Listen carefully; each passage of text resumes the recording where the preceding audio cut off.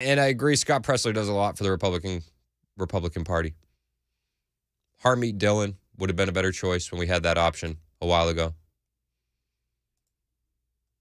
But she needs to be replaced. Then in Ohio, they practically codify abortion right up until birth. Now, people point at Ohio and, they'll say, wow, look at this. This is a big win for blue. And, this bodes well for 2024. And listen, Dems will say that Ohio is a win for them. But personally, I don't think all Trump voters are completely pro-life. I don't. I mean, I think that a lot of Trump voters support, heartbeat bills. I think there are a lot of them are anti-abortion. They're definitely against up until the moment of birth. But there was no messaging about what an abortion is to somebody that's never seen it. I think that a lot of people in the abortion conversation just think, oh, it's a woman's right to choose. And, the clump of cells argument, right? And to an uneducated voter, they'll or somebody that's never seen what abortion looks like, they'll say, oh, yeah, women should have the right to choose. And a lot of conservatives feel that way too. Rape, incest. I understand where people are coming from. But I'll tell you what, if you show somebody what an abortion looks like, if you show somebody what a late-term abortion looks like, they'll be against it. Nobody can support that. But the messaging is all wrong, and Republicans never go there. So they'll say this is a sign Ohio goes blue. I don't buy it. I don't. The Biden admin is already celebrating the fact that Ohio voters blocked bans on abortion. They're downright gleeful. Downright gleeful. Satanic, honestly. It's just it's sad that we're still dealing with this, but it's a dark reality of the world we live in. Joe Biden, in a statement, said Ohioans and voters across the country rejected attempts by MAGA Republican elected officials to impose extreme abortion bans that put the health and lives of women in jeopardy, forced women to travel hundreds of miles for care, and threatened to criminalize doctors and nurses for providing health care that their patients need and that they're trained to provide. I mean, listen, guys, it's not health care. It's not. And I understand that some people say, well, Republicans should be, a little bit more lenient on the abortion topic. Okay. That aside, once a baby's viable, what are we talking about? What are we talking about? It's just, once a baby is viable and can live outside of the womb, it is murder. Period. I oppose abortion outright. I do. But the mental gymnastics to say, we need abortion right up until the moment of birth because it's the woman's right to choose. Well, she could choose to have a C-section and put the baby up for adoption as well. She has the right to choose that. But they celebrate this as a win. And I think the messaging is all wrong. I don't think Republicans lean in enough on this topic. And again, I don't think that the uneducated voter has any idea what exactly goes into an abortion. And again, where's Ronna McDaniels?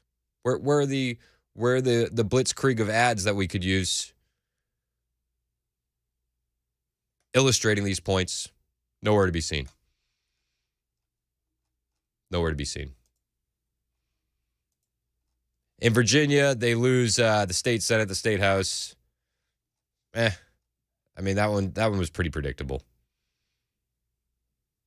It was pretty predictable. And I don't think that they can really hang that one on Trump as a loss. Glenn Youngkin basically won the governorship without Trump's endorsement. They really don't lean in on the Trump stuff in Virginia. I think that's just a benefit of Northern Virginia and D.C. leaking down into the state, unfortunately. But they won't waste any time. Anti-Trump Republicans are blaming Trump for the loss, and they're blaming him for Daniel Cameron's loss in Kentucky, calling him a loser. Classic. Classic Republican stuff. All the anti-Trumpers come out. This is what we're dealing with. It's to me, I feel like we have more enemies with inside the Republican Party sometimes than we do outside the Republican Party. So, I don't know. There's a lot to dig into here. There really is. I'm going to be checking in on your super text. I see a lot of you guys pouring in. I appreciate you being a part of the show. Anything you want to talk about? 615-737-9986. And anybody listening in Kentucky surprised about the results last night? Love to hear from you. Give me a call. It's the Chris Hand Show, 920 on Super Talk, 99.7 WTN.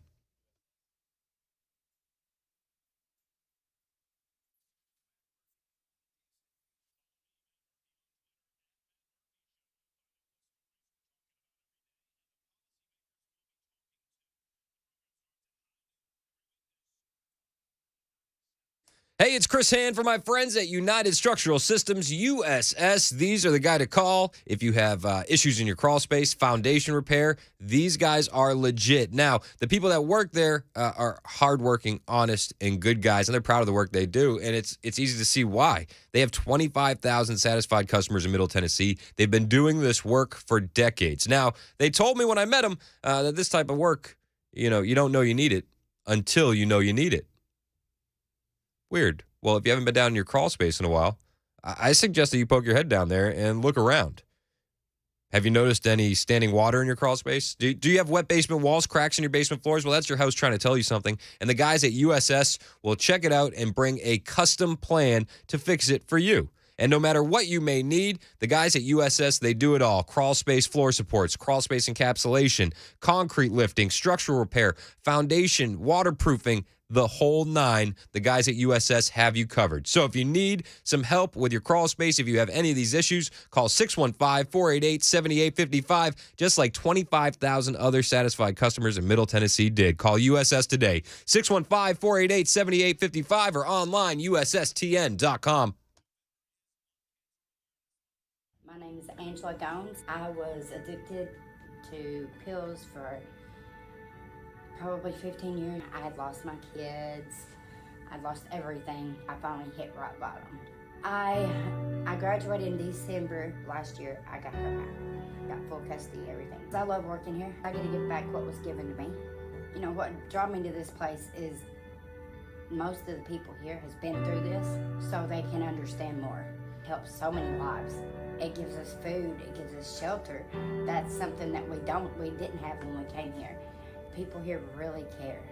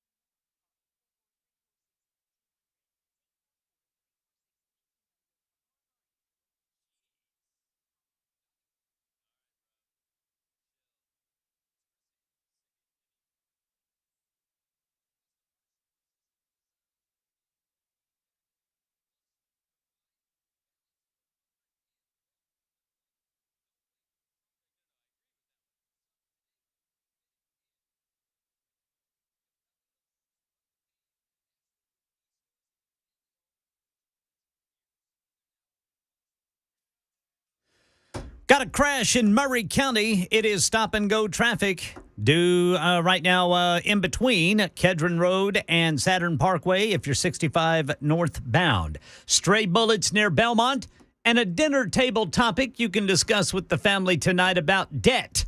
Wait till you hear about the latest average owed by the American household. These stories and more at 9:30 on Super Talk 99.7 WTN. Your tease implies that I'm not already scaring my kids about debt at the dinner table, Ken Weaver. It's Super Talk 99.7 WTN 927. My name is Chris Hand. I'm getting a lot of texts that the stream started late on Super Talk TV. Everybody's saying it started at 9:14. Hey, Mac. Yes.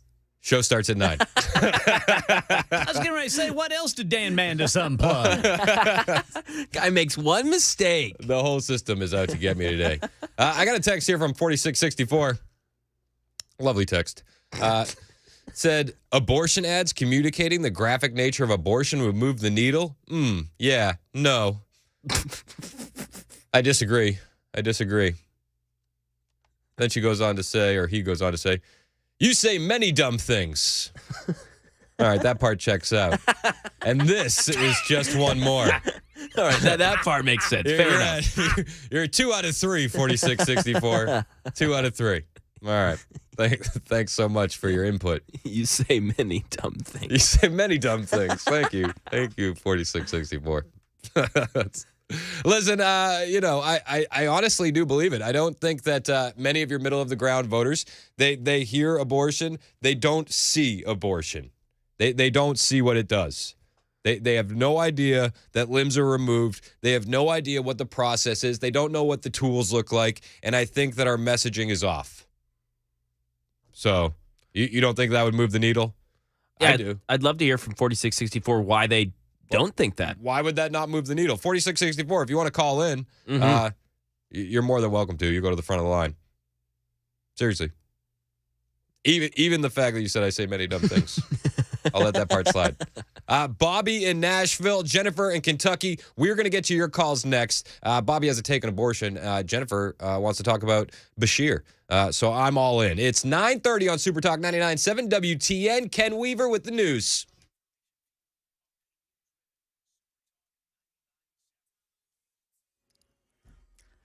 $9:30 on the dot this Wednesday morning. I'm Ken Weaver with your top stories. And again, in Murray County, you got 65 northbound stop-and-go traffic due to a internal issue. Don't know what that means. Some sort of incident there on 65 northbound between Kedron Road and Saturn Parkway. I can tell you this, the delay is 76 minutes. So if you need to go that way, you might find an alternate route. Right now in Nashville, a man is in custody for firing the stray bullet that Metro Police say struck a Belmont student out for a walk near the campus yesterday. Police say 29-year-old Shaquille Taylor admitted to shooting at a car, but one of the bullets struck 18-year-old Julian Ludwig in the head, and she's not expected to survive. Money news. Jim Ryan has details in a report about some of those dinner table topics politicians talk about so much. They may not be drowning in debt, but Americans are swimming in it. The Federal Reserve Bank of New York pegs household debt at just under $17.3 trillion, most of it in mortgages. Yeah, you break that down to the average U.S. household, and it is $145,319. That was it at the end of the third quarter. And that's the latest news. Weather is next. I'm Ken Weaver, WTN News. Hi, I'm Paul Winkler. You often hear me talk about diversification in the investing process, but how do we diversify? Well, we look for things that move in dissimilar fashion historically. Some of those market areas might be really small companies or really large companies, or very growth-oriented companies or value-oriented companies. And one of the things that we find is that when we diversify between these various segments, we can reduce the volatility of the portfolio because they don't move in tandem with each other historically. Now we can do that in U.S. markets, we can do that in international markets, and in emerging markets. And when we can dampen that volatility, we can help get ourselves a little bit of a better outcome as far as knowing what we might likely have in the future or how we can take income from our investment portfolio. Now we also want to add fixed income or bonds to the mix as well. Now, If we know that we need to do this, what's the best way to do it? Well, one of the things that we often teach is this concept of market efficiency. This won the Nobel Prize in economics as well. And it's the idea that if I'm investing in, let's say, small value stocks, if we look at professional managers and their ability to say, hey, should I have this stock or that one, and picking companies or areas of the market, we find that they typically get lower returns than the market does on its own. They just add expense and they can add a lot of volatility. One of the things we want to avoid is anything that can hurt your returns and increase your risk in the investing process. To learn more about our approach to investing and financial planning, go to paulwinkler.com and set up a free 15-minute phone call or call 615-851-1950.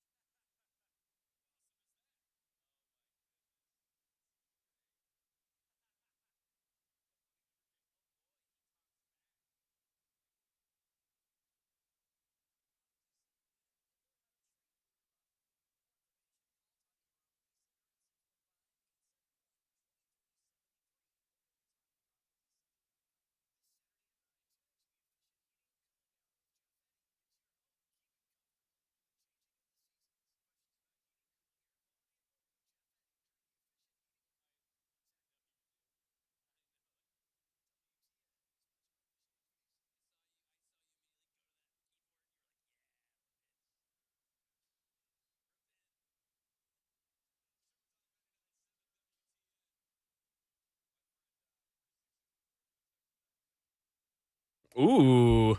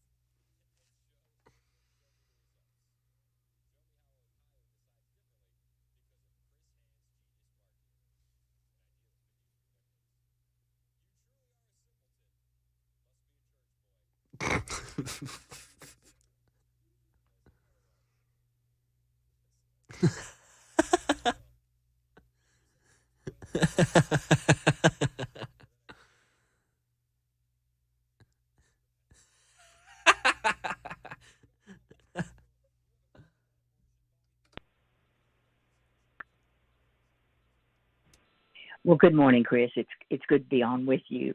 Yes, one of the things that I think we lose sight of is the fact that once conception takes place, nothing happens after that except time and nutrition. It doesn't become a baby at some point. It is a baby. It is a human being. And I think that is something that we need to keep in mind as we look at this. I'm very proud of what Tennessee has accomplished in this area, and I think it's wonderful. But I wanted to, just as an example of this, in 1992, I think it was, we had a bill at the legislature, and it was about abortion. And we came out of the committee room, and I think he was from the Memphis paper, came up and asked me a question. He said, do you think that there'll ever be a way that the, a pro-abortion, anti-abortion, I think was the way he put it, people would make a compromise? And I held both my hands up and I said, well, let's see. You've got a dead baby or you have a live baby. How do you compromise on that? Yeah. And by the way, your other guy was talking to you. I don't know if they're still there now, but there was an organization in Knoxville that went to college campuses and some other places with the pictures of abortion. I'm talking big pictures, and they put them out. And yes, seeing the abortion process and what it produces does change people's minds.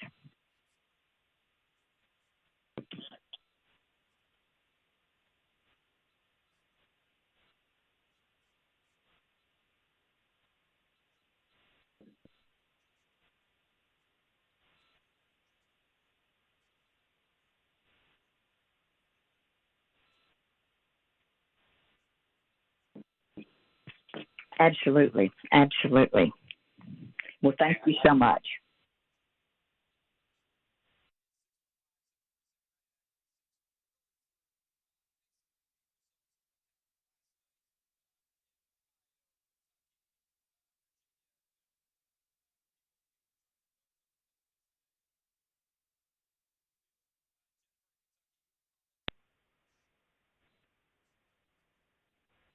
Good morning. Thank you for having me. Well, the thing is, you could drive all around southern Kentucky, which is where I live, and there were Daniel Cameron signs everywhere. And Daniel Cameron carried most of the counties in Kentucky. It was Fayette County and, whatever county Louisville's in. Louisville and Lexington, the two largest cities, they carried Bashir to win. I mean, it's always going to come down to the metropolitan areas that are so populated that, in my opinion, just screw it up for the rest of the state. But Kentucky is always, yes, and Kentucky has, they've in general, they've been a Democratic state. I think we've had maybe 4 Republican governors in the last 35, 40 years. And by the grace of God, I guess, Matt Bevins won, and by the time they had voted him out, of course, Andy Bashir was the Attorney General who dogged him relentlessly the whole time he was governor, and so now he's won, and we're stuck. I don't see any Republican winning the state of Kentucky for governor anymore. unless it's a Louisville and Lexington decision.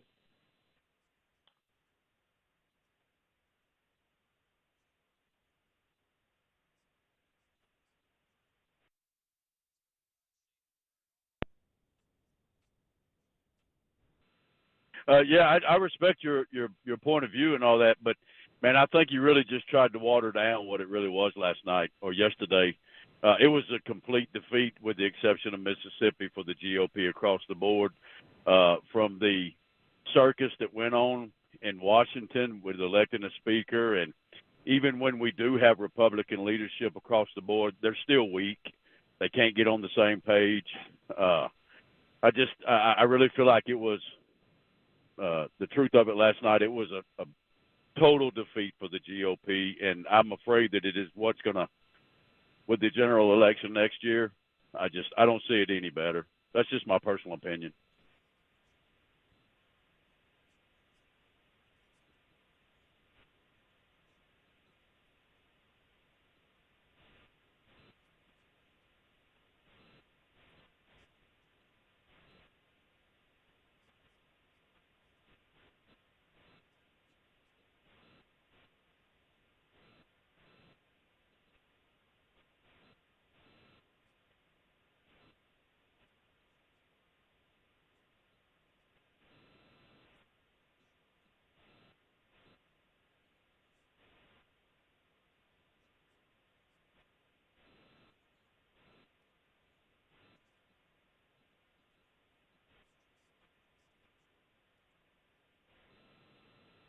You know, I agree with you there, but I mean, they also legalized marijuana in Ohio, and I got 2 teenage sons, man. I'm trying to teach them to say no to drugs, and we have a government that's legalizing them left and right.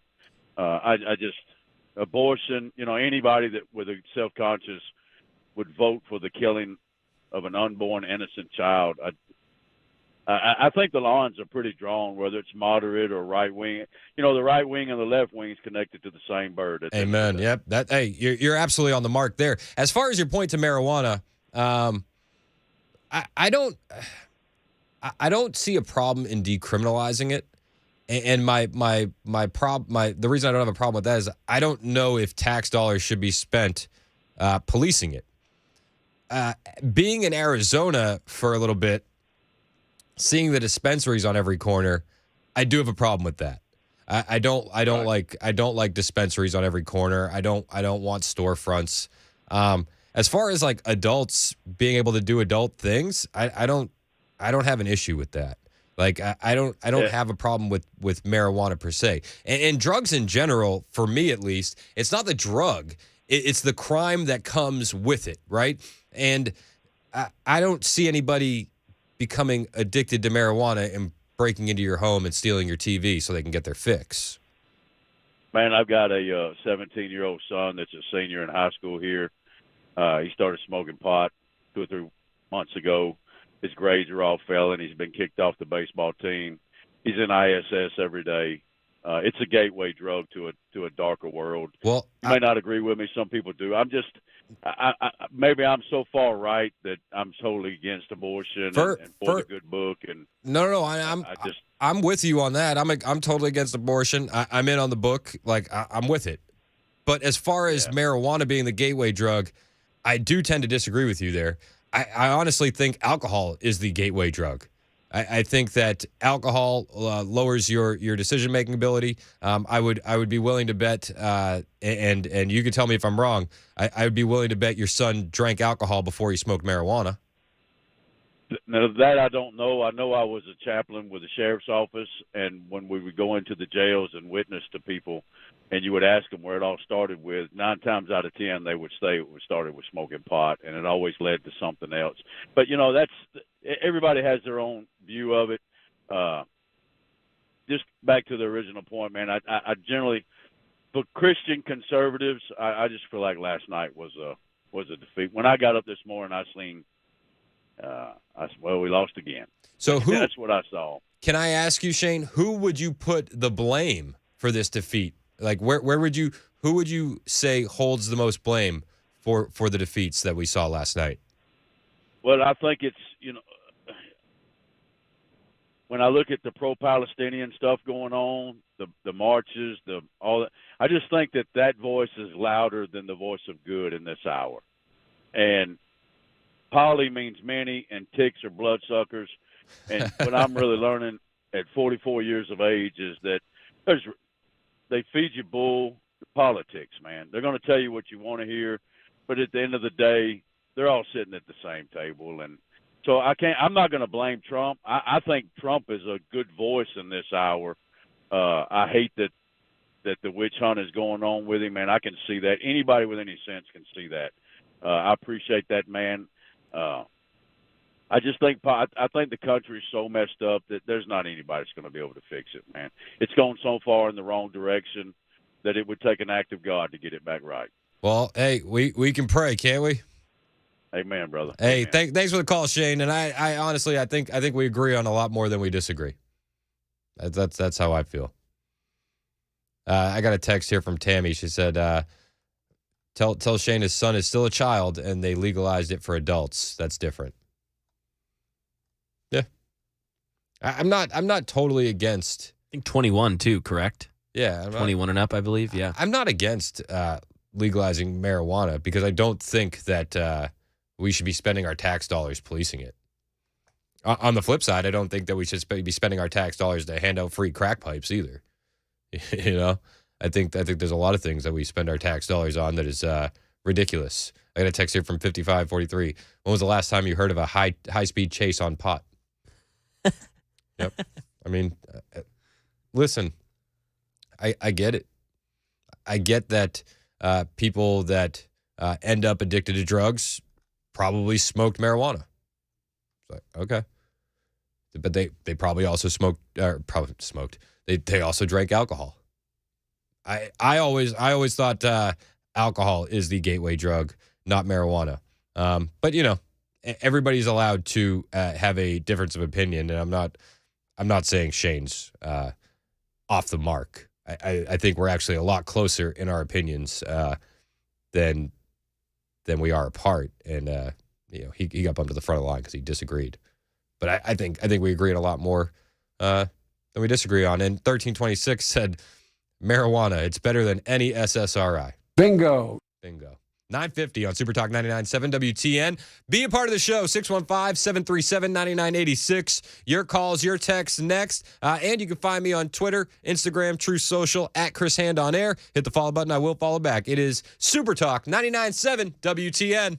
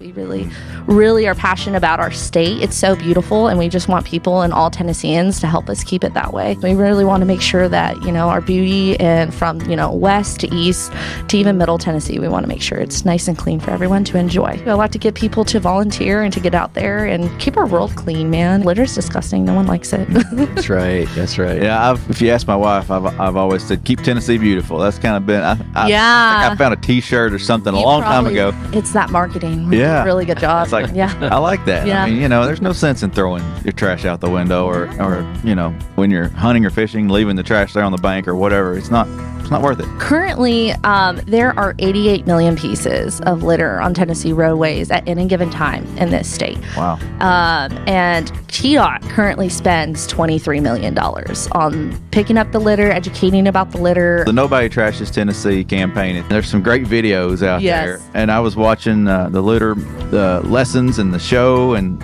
get to know the Red Plastic Cup. Tell us a bit about the campaign and some of those characters. That's pretty neat. So Red Plastic Cup, he thinks he's a movie star. He thinks he's just the greatest thing ever. So he started off with a talk show, and then he got a movie. And in our movie, he got more characters, and like we had experts, like water quality expert was Sal, the smallmouth bass. Yeah. And his bodyguard is Trash Watch. And if we can go into Trash Watch a little bit too, but love Trash Watch.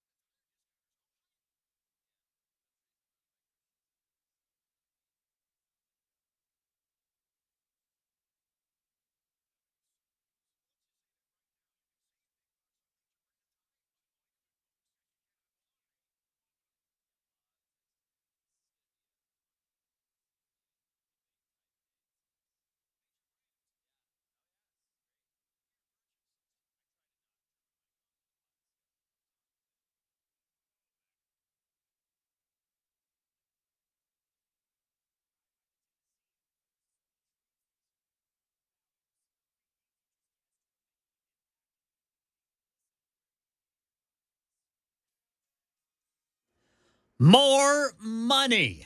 That's what the Homeland Security Secretary says will fix the southern border issue. We'll let you listen in coming up at 10 on Super Talk 99.7 WTN. Thank you, Ken Weaver. It is Super Talk 99.7 WTN. A lot of takes coming in on the Super Text line about marijuana. Oh, yeah. I thought the abortion topic was going to be spicier, but everybody else is texting about pot. Okay. Bet the Mary J. Jason texted and he said, I'm not against legalizing pot. It is a total waste of resources to police and incarcerate people for it. Alcohol is far worse and more readily available for juveniles to consume. Absolutely. Totally agree. Terry texted in. He said, can you really call someone a true Christian who thinks it's okay to legalize any drug? I mean, Terry, my main point is that I don't think we should be spending our tax dollars fighting an uphill battle. How long has this war on drugs been raging? How long? It's been a while. Been a good minute. I think we lost. I think it's over. I think we should tap out. So I don't know. Is it a non-Christian policy to not want to waste tax dollars? Like, is it, I don't know. Rob in Mount Juliet, you have a comment on pot and PTSD. Rob is a veteran. Thank you for your service, Rob. You're on Super Talk 99.7 WTN. What's up? Hey, man. Love your show. Thanks so much. What's going on, Rob? Hey, I agree with you. There's that other caller. Alcohol is the gateway drug. And this is the old me. Yes, I did that. Okay, I joined the Army in the 80s, and the first thing the recruiter said is, "You ever smoked pot?" And I said, "Dude, I went to high school in the 70s. What do you think?" He goes, "Well, we'll just put you didn't." But I was going to tell you, I'm partially disabled, and I don't do that stuff anymore. But my son went to Iraq at 19 years old, came back, and within 30 days got 2 DUIs. Man. And that's not him. I said, you got to go to the VA. Of course, he gets diagnosed with PTSD. They give him huge bottles of Xanax, and he just sits on the couch like a zombie. So he dumps that stuff out, and he starts smoking pot. It takes care of the problem. So what's that tell you? Why doesn't the VA legalize that instead of giving you drugs that zone you out? Yeah. I mean, listen, I know that there's a lot of negatives and there's a lot of studies that say marijuana use has been linked to schizophrenia and awful things. But, the medication that they're providing has a lot of studies that say it's linked to awful things. So I don't know. I just don't think at the end of the day we should be wasting tax dollars on an uphill battle that's never going to change. Well, I agree with you. And I go to the VA. There's all kinds of veterans. That's what they do. The worst part about it, to my son, say, look, son, this is illegal. That's the only problem, of you doing this. So what's he do? He ups and moves to Hawaii where it's legal. Interesting. I guess he's okay. Well, look, marijuana is God-made. It's natural. It's there for a reason. Not to abuse it, but it's there for a reason. Xanax is manufactured, and I would suppose that is very addictive. Yep. You're absolutely right, Rob. Hey, listen, man, I appreciate the call. Thank you for your service. Thank your son for his service from us. And it is 10:01 on Super Talk 99.7. More of your calls and texts next. But right now, Ken Weaver with the news on Super Talk.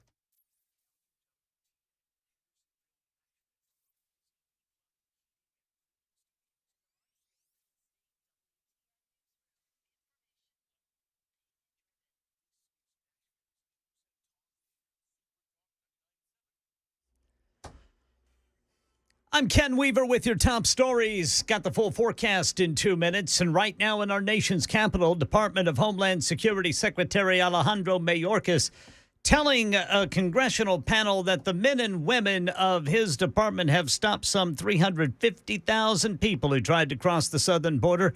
But he says they need better technology to keep up with the pace. They do all of this and much more, despite being perennially underfunded and inadequately resourced. That is why our administration has submitted the critical supplemental border and homeland security funding requests we are here to discuss today. Well, statistics show that Border Patrol has encountered more than 5.5 million illegal border crossers on the southwest border during the Biden presidency, which is 3 times the number of encounters it experienced during former President Donald Trump's presidency. Vote 2023. Who came out on top yesterday? Jonathan Karl says one of the biggest contests of Election Day included Republican challenger Daniel Cameron falling short against incumbent Democrat Andy Beshear in Kentucky's governor race. Republicans have been on a remarkably consistent losing streak, with very few exceptions, going all the way back to Donald Trump's victory in 2016.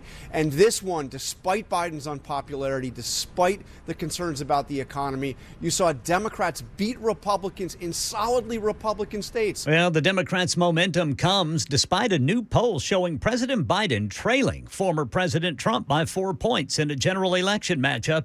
Even among voters younger than 35, Biden trails Trump. That's the latest news. Weather is next. I'm Ken Weaver, WTN News. We really are passionate about our state. It's so beautiful, and we just want people and all Tennesseans to help us keep it that way. We really want to make sure that, our beauty, and from, west to east to even middle Tennessee, we want to make sure it's nice and clean for everyone to enjoy. We like to get people to volunteer and to get out there and keep our world clean, man. Litter's disgusting. No one likes it. That's right. That's right. Yeah, if you ask my wife, I've always said, keep Tennessee beautiful. That's kind of been, I think I found a T-shirt or something a long time ago. It's that marketing. Yeah. Really good job. It's like, yeah. I like that. Yeah. I mean, there's no sense in throwing your trash out the window or when you're hunting or fishing, leaving the trash there on the bank or whatever. It's not worth it. Currently, there are 88 million pieces of litter on Tennessee roadways at any given time in this state. Wow. And TDOT currently spends $23 million on picking up the litter, educating about the litter. The Nobody Trashes Tennessee campaign, there's some great videos out there. And I was watching the litter, the lessons and the show, and get to know the Red Plastic Cup. Tell us a bit about the campaign and some of those characters. That's pretty neat. So Red Plastic Cup, he thinks he's a movie star. Uh-huh. He thinks, he's just the greatest thing ever. So he started off with a talk show, and then he got a movie. And in our movie, he got, more characters, and we had experts, water quality expert was Sal, the smallmouth bass. Yeah. And his bodyguard is Trash Watch. And if, we can go into Trash Watch a little bit too, but love Trash Watch.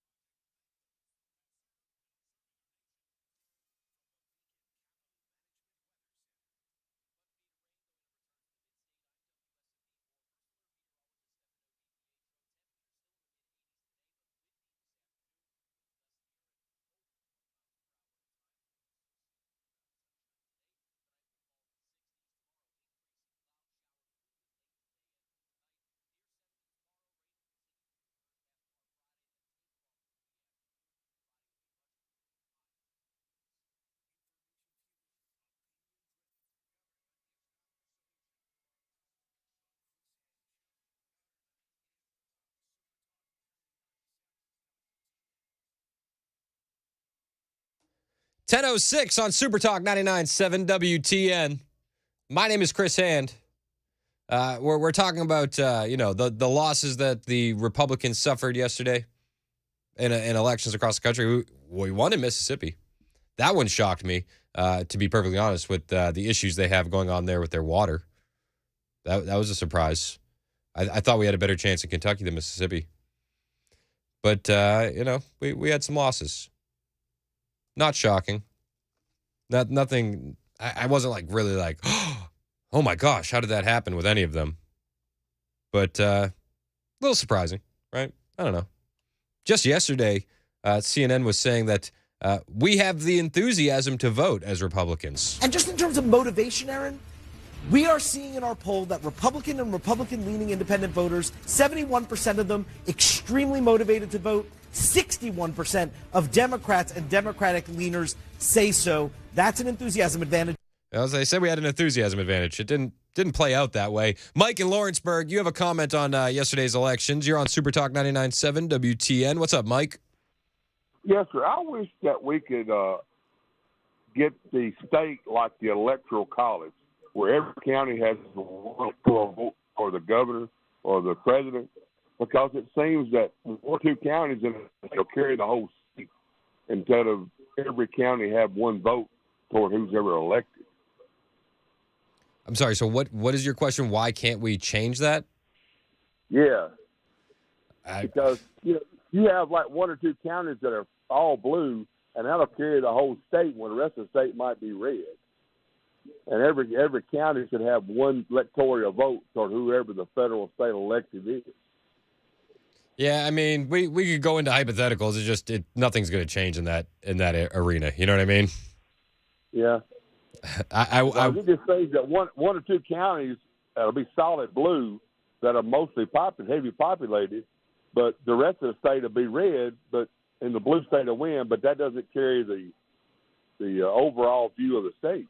No, and I get where you're at, and it makes sense, and that's one of the reasons why Democrats want to get rid of the Electoral College for these national elections, because same thing, they want the highly populated blue areas to decide everything, because it works on the state level. Yeah. Hey, I appreciate the call, Mike. Thank you so much. It is Super Talk 99.7 WTN. 9716 texted in. He said, Chris, the fact that you're not shocked by losing speaks volumes. This is the problem with conservatives. You don't have that pit bull mentality to win. You don't got that dog in you. I don't got that dog in me. I'm not shocked by losing because the Republicans are useless. Where's the RNC? Where's Ronna McDaniel? Anybody doing anything in these races? That's why I'm not shocked. That's why I'm not shocked.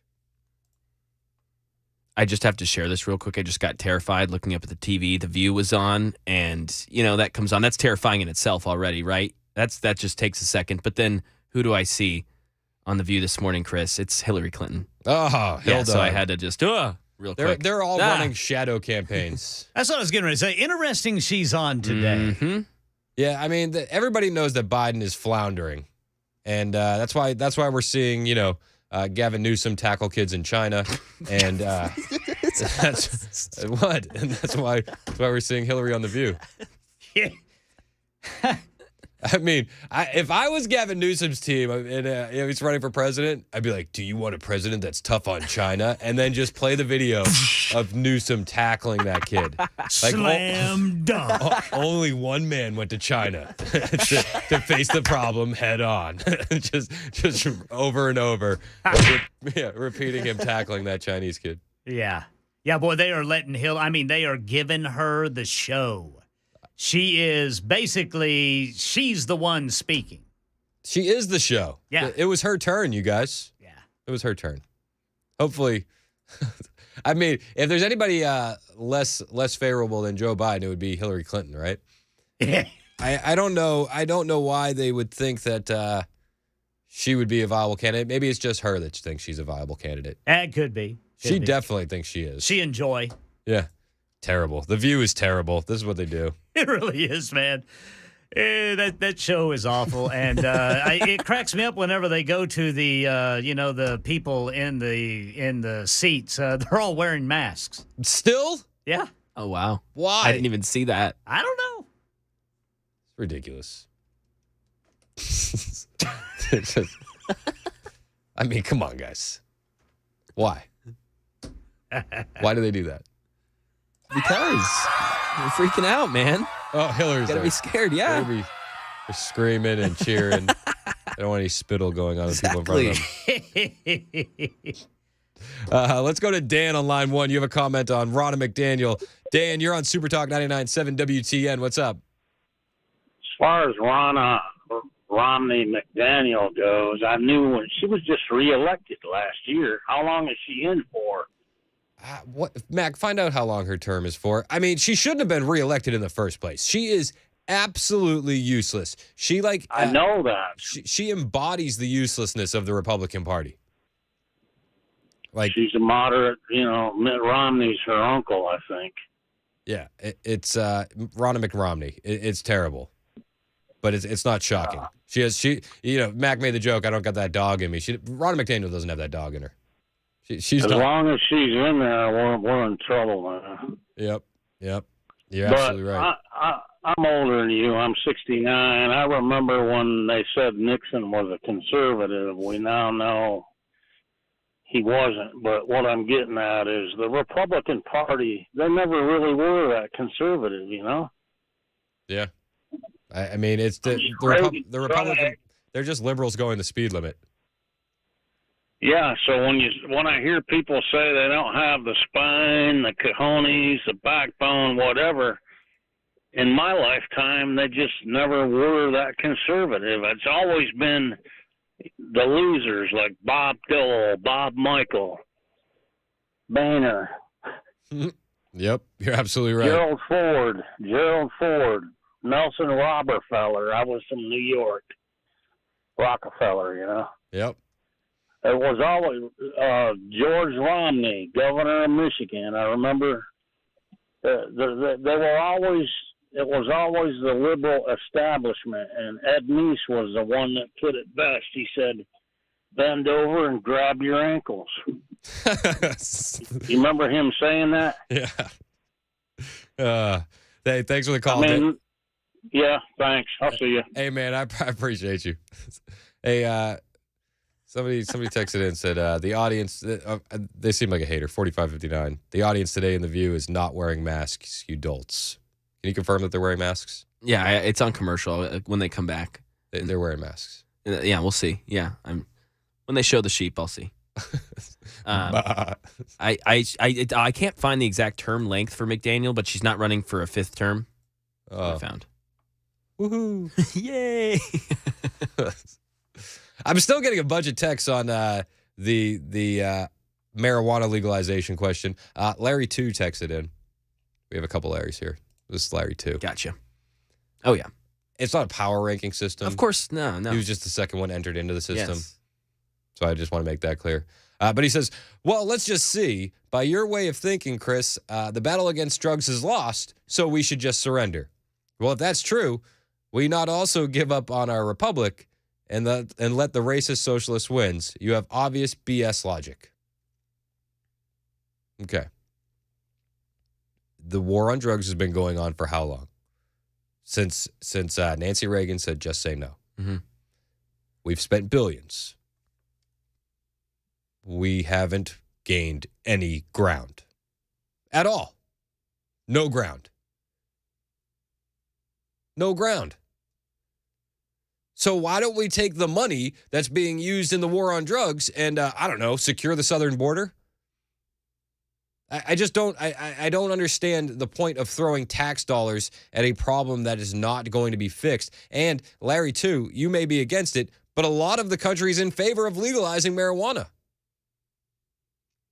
A lot of the country is. That doesn't mean that I'm personally for it or personally against it. I don't really care standpoint, but I honestly do care that our tax dollars are being wasted, taking kids to court over marijuana, incarcerating people over marijuana. Like, I just think it's dumb. Use all that money on the southern border. And 6398 says you'll spend billions more legalizing it. Do you think all of a sudden the problems will go away when it's legalized? I'd like to know more about what they think about that, where that money's going, and why that's being spent. I mean, if it were legalized. I don't know. I just see a lot of straw man arguments, and I just don't understand how much money are you willing to spend to fight marijuana? States are legalizing it. You might as well legalize it and get the tax revenue. Alcohol hurts many more people in this country every single day, and I don't know. I don't really see the point in it. Larry 2 said, just surrender then. Oh, I'm waving a white flag, Larry 2. I mean, it's just crazy. I got a text from 1176. He said, the God made it so it's okay to smoke it argument is weak. Some cultures drink poison from scorpions and snakes. Well, God made venom, so we should drink it. Again, another straw man argument. No, I'm not even saying that you have to smoke it. 6398 says, and I don't hear you calling for against alcohol because I said, alcohol is more dangerous. I'm not. I'm not going to call to ban alcohol. Because the same thing would happen that happens with pot. There's an underground black market. Like, it's not going to go away. It's See not. prohibition. Yeah, we tried that. We tried that. Rooster said, come on, Chris. I thought all you Canadians hit the bong. All right. Thanks, Rooster. Thanks. I mean, it just seems like an uphill battle that we're just throwing money at, and we've been doing so for decades. So I don't know. I'm not for it. I'm not. And the text keeps rolling in. I really didn't plan for the pot debate today. Jason said it's 2023. You don't have to smoke. There's plenty of edibles. All right, thanks, Jason. You like gummies? 3678 says, Chris, you're applying common sense thinking to issues that the government doesn't want to fix. They just want to control the revenue. Yeah, I listen. Why not to get tax dollars from it? I just don't understand. 38.99 is going the other extreme. Says legalize all drugs. It'll sort itself out. I don't think the drug use is the crime. It's what comes with drug use. Like your addictive personality, your addiction leads you to robbing people at gunpoint so that way you can feed your habit. But when does that happen with pot? Who robs a bank to feed their pot habit? Let's go to Andrew in Nashville. You're up next on Super Talk 99.7 WTN. What's up, Andrew? What's up, Chris? Yeah, I like how the conversation is going, and I'm removed from the game. I used to be a kingpin pot dealer in the Nashville area, and I'm past the statute of limitations now. But I'd say, man, legalizing it would create more problems of young users. You've got the timid young people who are scared to go to a dealer, and then they've got easy access, not even having to be legal age. You've got people that will go in, for example, people that will buy vapes with these young kids. And at 75% of schools, because I minister to students, everybody's vaping in the schools. Even people are vaping these cartridges of the concentrates. So it would open up a market and add more addiction. And I'll tell the callers right now, y'all better give up on Tennessee making it legal. It's not going to happen. We're in the Buffalo of the Bible Belt. It's not going to happen, bro. So just give up on that. And so marijuana is addictive, and I don't care what anybody says. Tell that to a pothead. Say, hey, stop for a week. They'll be like, why? Why? No. Yeah, I listen. I'm sure that there creates some habits with it. Just like you can be addicted to coffee. But I don't think that you're seeing the same crime spin off of pot use that you see spin off of cocaine use, that you see spin off of heroin use. So I think that there are different levels to it. To your point about creating younger users and opening the pathway for young kids to do it, I tend to lean in the other direction. I do. I think that you take the stigma away, you take the coolness away, and people just stop caring. And you can see a lot of that in Europe, where there's no drinking age at all, and they don't have the alcohol dependency, they don't have the binge drinking, and the young drinking that we do here in America. Right, I agree, but that's because it's been around for so long, and then it's no longer important. But if you open up that market, it's going to create a flood of new addicts. And this marijuana that they have now, this highly potent stuff, it creates severe addictions. When I detoxed from it, I went through the same withdrawals as I did with cocaine and with crack. It has you have the night sweats, the night terrors. Your body gets used to that THC in your body. And even right now, we don't even need that legalized THC now. The stuff that you can buy in these vape shops, this THCO, THCA is more potent and more addictive, and it's legal. You don't even need what's legal in these other states like Colorado and California now. They've got it here right now. I don't know about it being your withdrawal symptoms being worse than crack or cocaine. Not worse, but similar. And it takes it takes up to 90 days for that stuff to get out of your system. And you know, for a user, they become a heavy user just based on the addiction. Your body gets used to that chemical and starts becoming dependent upon that chemical. Just like people that smoke cigarettes that say that cigarettes calm them down, but it actually does the opposite effect. You need that in order to calm your blood pressure. And you saying you need a cigarette to calm down is counterintuitive. I'd say nobody needs any of these chemicals in their system. What they really need is a savior in Christ. Hey, amen to that. But I will also say that the government has no place in trying to tell you that you can't smoke weed. I think that's not the government's I agree with that place. fully. An addict is going to be an addict, and they're going to get their drugs wherever, whether it's legal or not. Yeah, hey, I agree with that. Thanks for the call, Andrew. I appreciate it. He said he was a former kingpin. In the streets? I mean, I don't know. Some of the stuff he said was on point. Some of the stuff I disagree with. But that's why we have the conversation. It's Super Talk 99.7 WTN.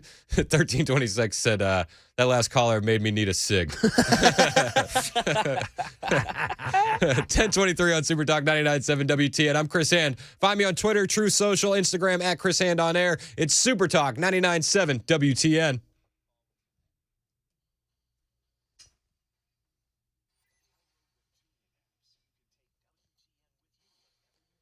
Hey, it's Chris Hand for Paul Winkler, Inc. Listen, I didn't have a financial plan for my future. We didn't have a plan for retirement, my wife and myself.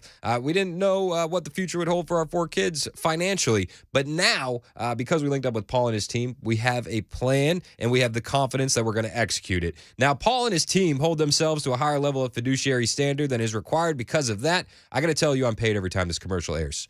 That's the truth. But the truth on why I became a client of Paul's is because he could break down the information I needed to learn so I could understand it. Now, Paul and his team are really focused on education, and the investment education they provide is backed by Nobel Prize-winning research and decades of experience. Solid experience. And one of the things I love, Paul and his team don't do anything on commission. So you can be sure when they tell you the decisions you need to make for your family, it's just that. It's for your family. It's not for theirs or their bottom line because nothing is done on commission.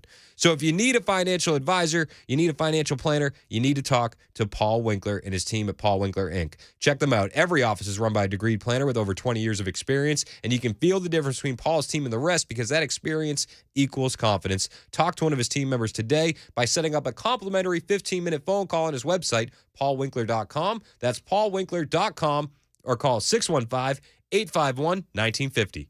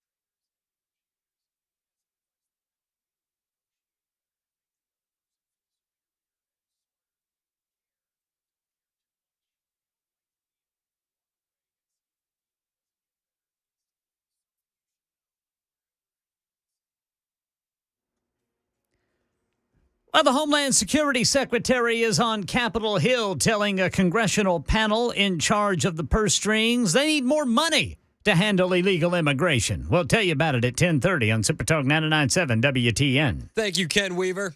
Got a text here from Sandra, who I like. Sandra's always texting in. She said, surprising. You're against alcohol, but all for some drugs. How many kids will be neglected while caregivers smoke or have to breathe the secondhand smoke? Not a great stand, Chris. I reply back, I'm actually for personal responsibility and being able to make your own choices. So, bingo. I mean, listen, I'm against alcohol personally. It doesn't mix with me. I don't care if you drink. I'm not going to smoke marijuana personally. I don't care if you smoke. I'm not for it. I'm not against it. I'm against our government throwing more tax dollars at it and trying to fight it. And, it's been legalized in Ohio now. So, all right. Ohio made a lot of weird decisions yesterday. I don't think this one was too far. 8212 said, let's start slapping cheeseburgers away from people. Obesity does kill a lot of people. Obesity does kill quite a lot of people. After the news, I do want to talk about the latest conspiracy theory on why we're going to war. And we're going to get into that. Plus, I have audio from John Kirby I want to play for you. And Karine Jean-Pierre, old cringy herself, was putting her foot in her mouth. We'll do that after Ken Weaver's newscast, which starts right now on Super Talk 99.7 WTN.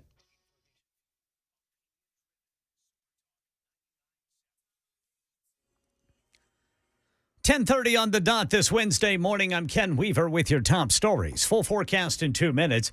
Right now in our nation's capital, Department of Homeland Security Secretary Alejandro Mayorkas is telling the Senate Appropriations Committee they need more money to handle illegal immigration. Our strategy includes expanded lawful pathways for migration, strengthened consequences for unlawful entry at the border, removing a record number of individuals found to be ineligible for protection under the law, and increased partnership across the region to curb irregular migration. Well, as of the end of March, President Biden had released more than 2 million asylum seekers into the country. The Border Patrol apprehended 169 illegal crossers on the terrorism watch list in fiscal 2023, compared to only 11 over a 3-year period under President Trump.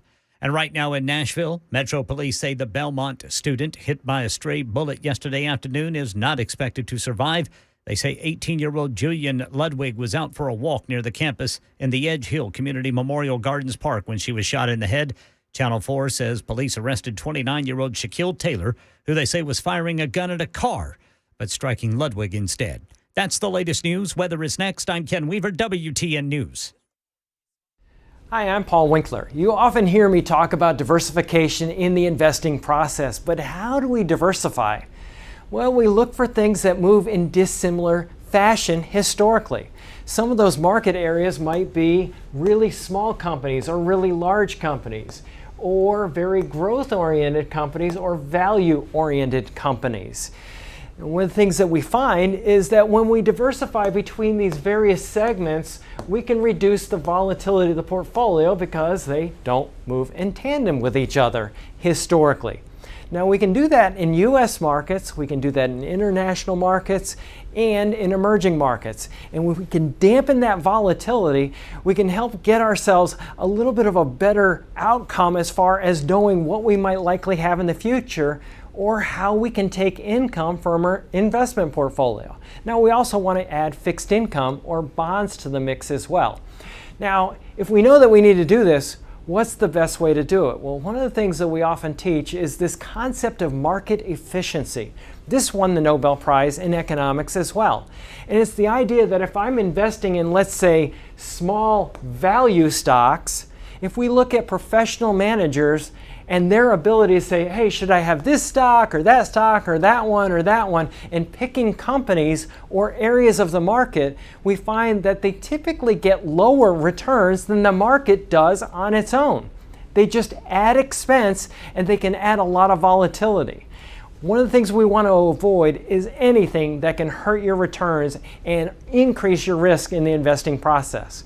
To learn more about our approach to investing and financial planning, go to paulwinkler.com and set up a free 15-minute phone call or call 615-851-1950.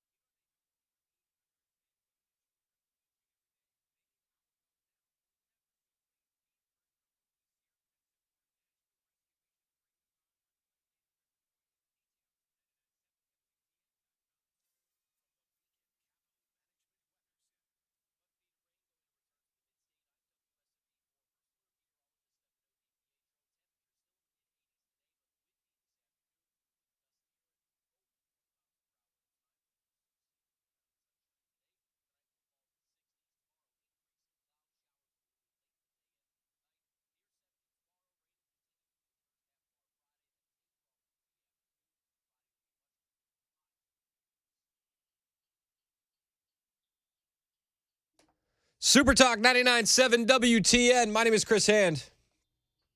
I mean, we got a lot of callers still waiting to talk about the legalization of marijuana in Ohio. Let's run through them real quick. Let's go to Larry in White House. You have a comment on Dude Weed. What's up, Larry? You're on Super Talk. Yeah, couple quick comments, and I can hang up and let you opine, or if you want to talk back further than one of them, that's fine too. You can tell me. First one, everybody thinks prohibition failed. My dad grew up, was in his early 20s all through that, and he said this country never gave it a fair chance, which would be growing one whole generation without them seeing booze pushed and advertised everywhere. Second, Colorado legalized pot. My nephew was all for that, although not a druggie. He just thought all those taxes would be great, and they were going to have that light rail all paid for by 25% taxes on legal pot. So I said, well, I guess they must have dropped the employment standards because you got all these potheads. He said, oh, no, it's all drug-free. I thought 2 seconds and said, well, let's put this together. All these potheads want their money for their pot, but none of them can get jobs because they're potheads. So where are they getting the money? And he said, well, it's funny you say that because crime's gone up a little. And I said, have you had it? And he said, well, he snickered, said, yeah, I just lost my 18-speed, very expensive bicycle, stolen off my porch. And then the kicker, a year or two later, they started putting more taxes on regular people for their light rail because it wasn't paying like they thought it would. And I said, well, if this state's legal and the others aren't, there must be a lot of border problems smuggling it in. He said, oh, yeah, it's horrible. Cops are having to do all kinds of stuff. So that didn't work. And then you said won the battle on drugs. Well, that's a sin. It's sin tax, they call it. Same with booze. Have we won the battle against all sins, prostitution, whatever? No. Does that mean we should quit battling it by trying to help them be Christians and transform their life? I doubt it. The last thing, generations, the nickname for people using pot was dope heads. Mm-hmm. And I grew up in the 70s. That's the most accurate term anybody ever gave anything. And I was hit by an illegal Mexican dope head. He'd been dragged into court 1 month before, had no license, had no insurance, was an illegal Mexican. And yet a month later, he hits me. The only thing that saved me was I had, no uninsured motorist. Hadn't been for that, I would have been out several $1,000s to pot. Well, I mean, it sounds like you'd be more out several $1,000s to a porous open border and illegal immigration. Now, that problem wouldn't have occurred if we secured the southern border.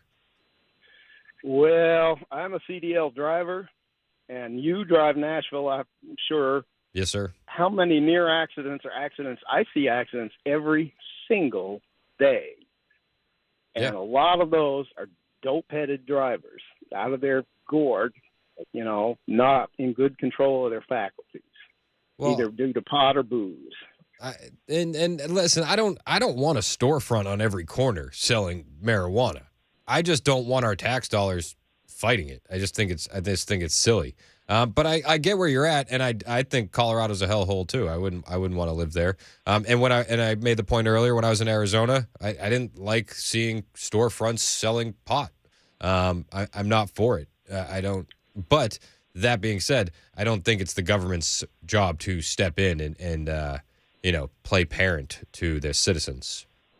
Well, my dad's supposed cure, and he expressed for all the illegal drug people, was take all the illegal drugs they've confiscated over the years, lace it with a super heavy dose of strychnine or arsenic, and then flood the market with it dirt cheap, and half of them will die, and the other ones will be so paranoid they'll never buy it again. He said, if it doesn't work, just put one more round out. Well, that sounded good, but I think the fentanyl has proved that that's false, because people know there's a huge % chance they're going to die or be hurt for life, and they still do it. Well, and your plan kind of sounds like what the federal government did to enforce prohibition back in the day, where they added methanol to alcohol to discourage people from drinking it.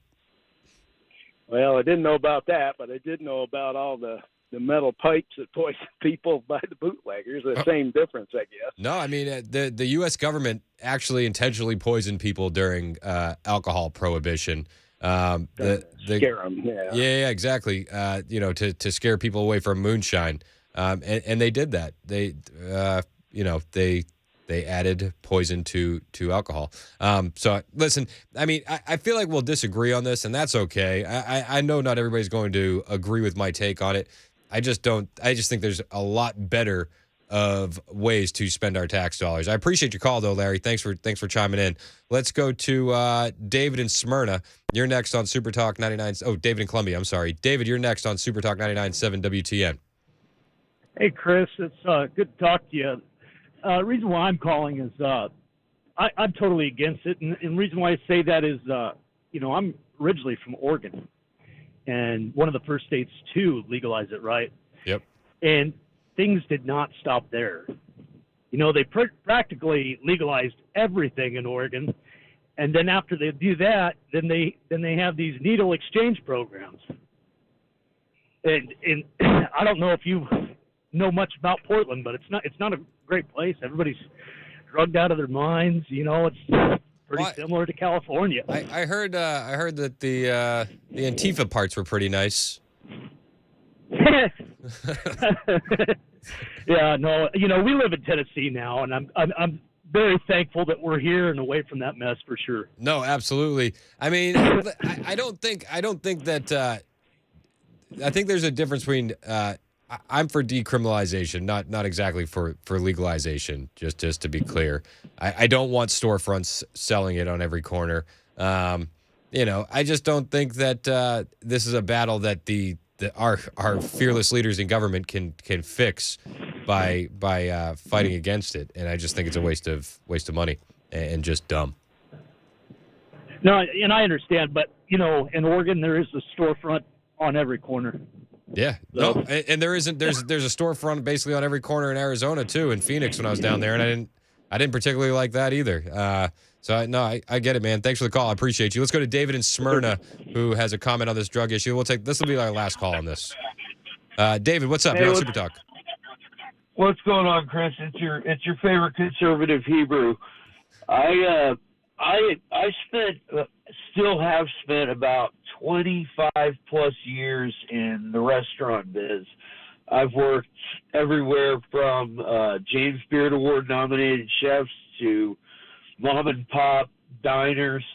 And, as most people know, the restaurant business is the last haven for addicts, ex-cons, and societal misfits of every general description known to man.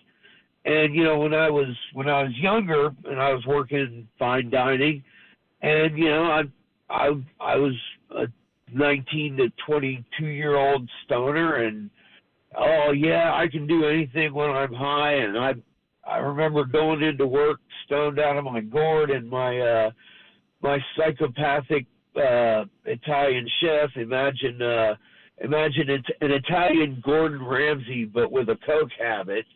After I screwed up a couple of tickets and screwed his food up and got snatched up by the chef coat, and within an inch of my life, I was like, well, maybe this probably isn't the way to go about this.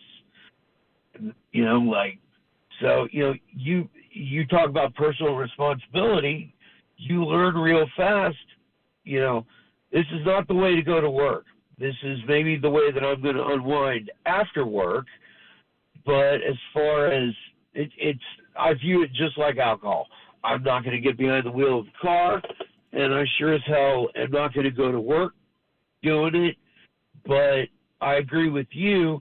The goal of progressivism and nanny-statism and statism in general is to legislate away all the ills of human behavior, and that's just not what this is about. It's about personal responsibility.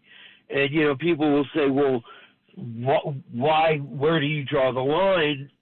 And I will say this, people aren't, yes, you will have some criminality for people trying to buy weed, but it sure as hell isn't the kind of criminality that you have for people trying to buy hard drugs.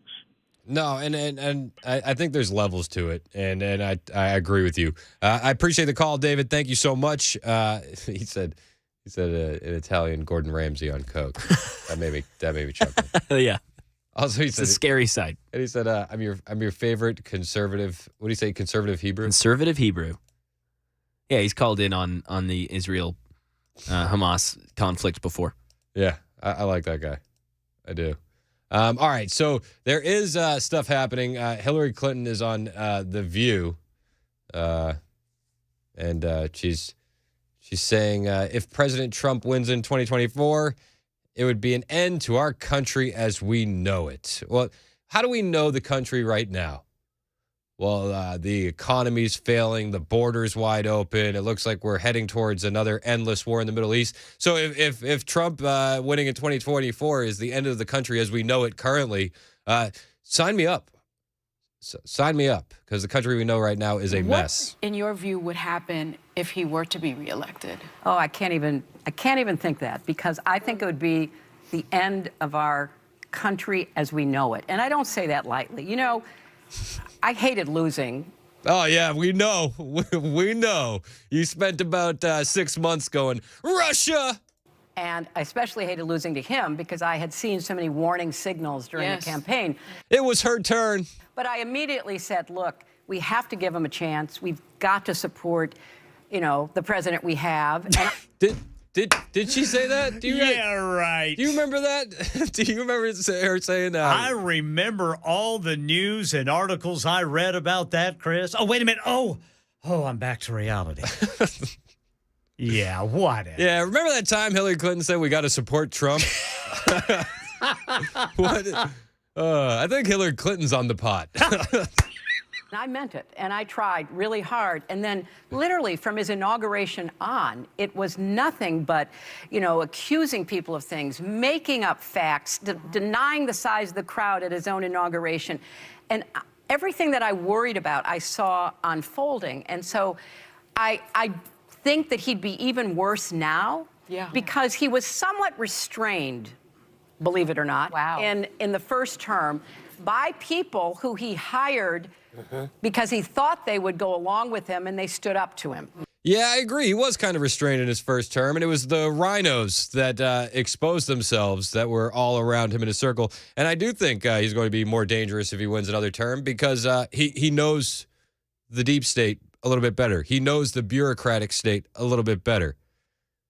But she says, all the lies he was spreading. Oh, like how you funded the Steele dossier. Oh, okay, weird. Mm-hmm. And so now he is going to, if he were ever near the Oval Office again, find people who have no principles, no conscience, who are totally tied, to his fortunes, literally, and therefore would do whatever he said. All the ladies on The View are like, slay, queen, slay.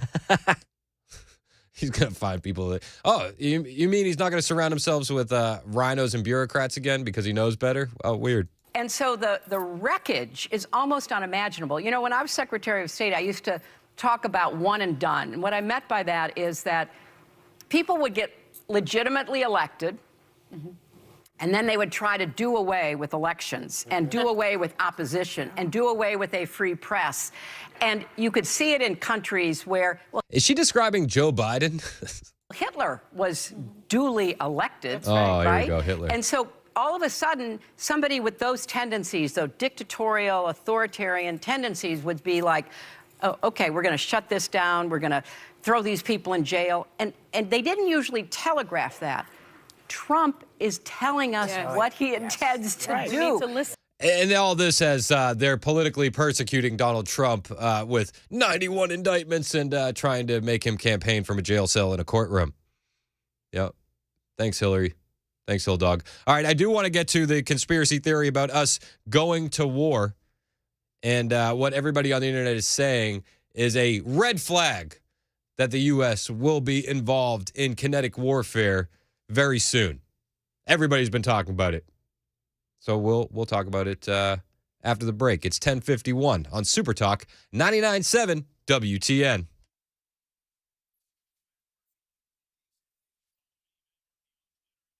For many of us, generators are becoming a must-have household appliance. From unpredictable weather to surprise outages, it's better to be safe than sorry. Generator Supercenter of Nashville offers fast and easy installations with 24/7 service and monitoring to all brands of generators and expert repairs done right. Our mission is to make owning a backup generator simple and easy. Visit your local store today or check us out online. Generator Supercenter of Nashville. We serve all Middle Tennessee.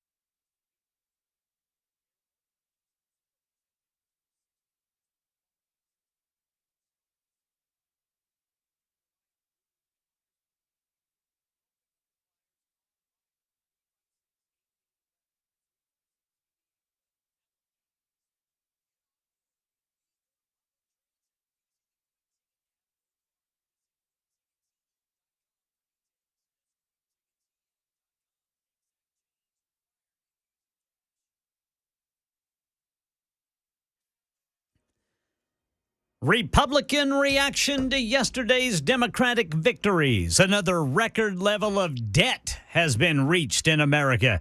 And here's the story of a delivery driver dropped off a package, felt a sting, and then wound up in an ambulance. These stories and more at 11 on Super Talk 99.7 WTN. Thank you, Ken Weaver. It is Super Talk 99.7 WTN. I love you guys on the Super Text line. Everybody's just ragging on Hillary. 5824 said, if we had some pot, Hillary would be funnier than she already is.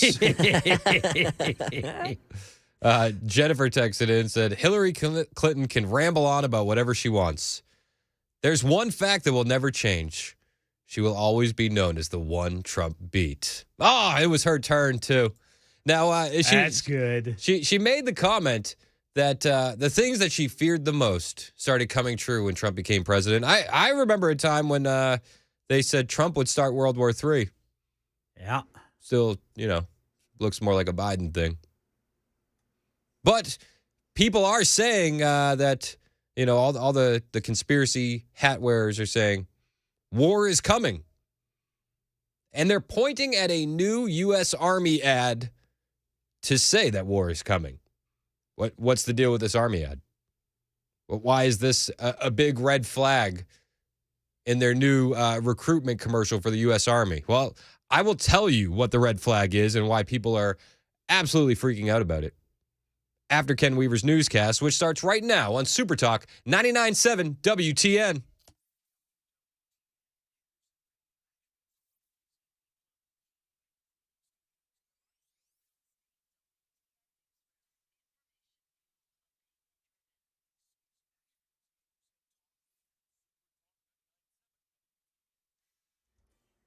Eleven o'clock on the dot. I'm Ken Weaver with your top stories. Full forecast coming up in 2 minutes. Vote 2023. Republicans reacting to the wave of Democratic victories yesterday in state and local elections. On Capitol Hill today, Republican Senator Steve Daines of Montana said he still feels confident going into 2024. Democrats will have to defend Joe Biden and his policies with the disaster of the southern border, disaster of the economy, disaster geopolitically. Big difference between state races and federal races. Yeah, yesterday's Democrats' momentum comes despite a new poll showing President Biden trailing former President Trump by 4 points in a general election matchup. Even among voters younger than 35, Biden trails Trump. The credit card debt that Americans are carrying has reached a record high. Here's Elizabeth Schulze. Americans' credit card balances just reached a new high of $1.08 trillion. That's up $48 billion between July and September, marking a 5% spike in debt. Yeah, consumers still spending heavily, even as inflation stays high. Plus, with average credit card interest rates now at a record 21%, it is a lot more expensive to pay off your balance.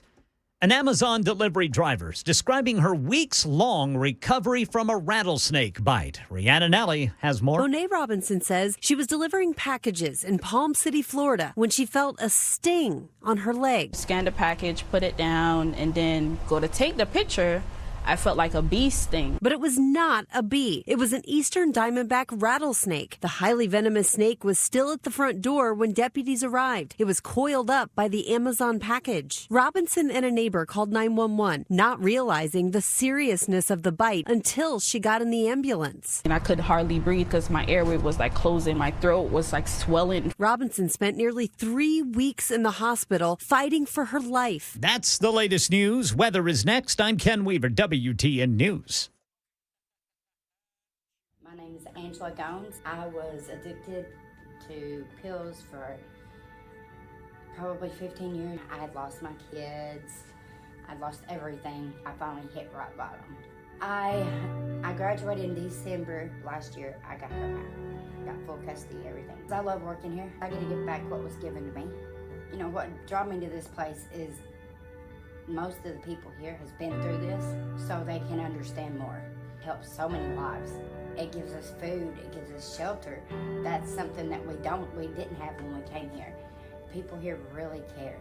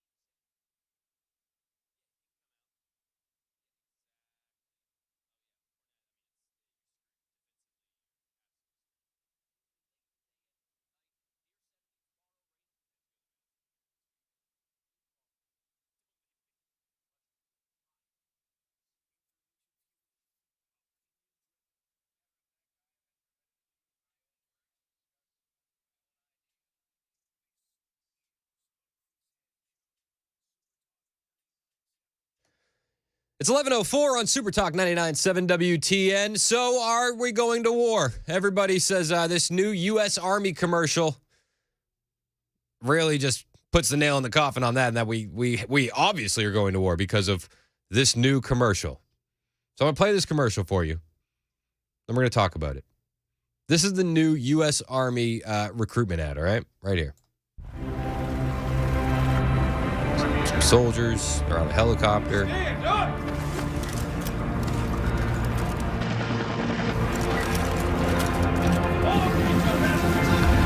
Jumping out, parachutes, looks pretty baller. Says your greatest victories are never achieved alone. Be all you can be. I don't know, it seems like a regular Army recruitment ad. One that I used to see when I was a kid. So why is everybody freaking out about this Army recruitment ad? Oh, well, it turns out that they've ditched diversity in this ad. Yeah, there's no they thems, no blue hair, no soy boys, no cross-dressing influencers, and it's all white soldiers. So people are freaking out. The U.S. Army ditches diversity in newest ad. Are we going to war? That's what everybody on the internet is saying. I don't think that means we're going to war because they ditched diversity in a new ad. I think we are going to war. And I think we're going to war because of the weakness and ineffectiveness at the White House with our commander-in-chief, Joe Biden. That's why I think we're going to war. I mean, look at what's happening currently in the Middle East. U.S. troops have been attacked 40 times. On the proxy attacks on U.S. troops, we're now up to 40 since October 17th, with 46 service members being injured or reporting traumatic brain injuries. Does the president think that the action that was taken a couple weeks ago to push back on this was enough? The president felt like those were two legitimate targets directly tied to the Iranian Revolutionary Guard Corps that supports these militia groups, and they were ammo, weapons facilities, certainly legitimate targets that we believe not only had a practical effect on limiting some of their capability, but sent a strong signal of how seriously we're going to look after our troops and facilities. If and when we decide to respond again in the future, we'll do it at a time and in a manner of our choosing. We will absolutely take the action that we need to take. The president, as commander-in-chief, will order that action to protect our troops and facilities as he sees fit. Yeah, well, nobody really takes Joe Biden seriously. He doesn't exactly strike fear into the heart of our enemies. And when we see that as U.S. bases are being attacked all over the Middle East, and we see that, U.S. forces have a target on their back because of our support in Israel with this conflict, but really because of the weakness of our leadership. I don't think that our U.S. forces would have this big of a target on their back if Donald Trump was in office. I don't think we would have seen some of the attacks on Israel if Trump was in office. We certainly wouldn't have seen Ukraine happen. But the White House is weak and ineffective. And a reporter asked John Kirby, why isn't the messaging of don't not working? So on the Iranian proxies, why isn't the president's message of don't getting through that? You'd have to talk to the proxies there. What I would tell you is that they continue to attack American troops and facilities at their own peril. And we will do what we need to do. The president will make decisions on his own terms and in his own way about better protecting those troops and facilities. That they continue to do this at their own peril. Okay, they continue to do it at their own peril. The president will make his own decisions. Here's the thing. Nobody thinks Joe Biden is calling the shots. And everybody thinks Joe Biden is ineffective and weak. So do I think that we're going to end up in war? I do. It seems like this conflict with Israel is stretching out between Israel and Hamas further and further. It seems like we are going to end up funding this and we're funding both sides as we try and get humanitarian aid into Gaza that will undoubtedly go to Hamas. So we're funding both sides, putting our troops in peril. And Joe Biden's message is don't. But we're a month into this conflict, and we still don't have our questions answered as to how this whole thing started and how the terrorist attack took place on one of the most guarded borders in the world. Has anybody answered this question yet? But I think some questions need to be asked. Was there a stand down order? Was there a stand down order? 6 hours? I don't believe it. Israel's the size of New Jersey. When I took a helicopter ride from Jerusalem to the Gaza border, it's 45 minutes. Wow. 6 hours. They're live streaming the killing of Jews. Did somebody in the government say stand down? That is a legitimate, non-conspiracy question. The whole country is the IDF. The whole country is. Yeah. And you're trying to tell me that they're going to concerts and kibbutzes and schools and by reports, 6 hours. Let's say it's 3 hours. That's suspect. Go ahead, Rob. It's also not like a right-wing reporting. This is from the New York Times. The long wait for help as massacre unfolds in Israel. 9 I can't hours. think of a more liberal news outlet than the New York Times. And by the way, I'm actually very pro-Israel. So let me be so I'm not exactly. Well, I think we all are. No, I just want to make sure my position is clear here. And I want to be clear as well. I am also very pro-Israel. And I think that they have the right to defend themselves. I don't want to be involved in it at all as an American citizen. And I feel like we're funding both sides of this conflict currently. It feels like the military-industrial complex is really for this war. Neocon Republicans are really for this war. A lot of Democrats are for this war. I don't want anything to do with it. So yeah, I do think we are going to be completely involved and engulfed in this conflict. I don't think that there's any chance of it slowing down. And as people point to this new Army ad, ditching diversity, is that a red flag? We're going to war. No, I think the red flag is Joe Biden. Joe Biden is the red flag that we're going to war. And in the meantime, we're seeing it on our soil. The anti-Semitism ramp up.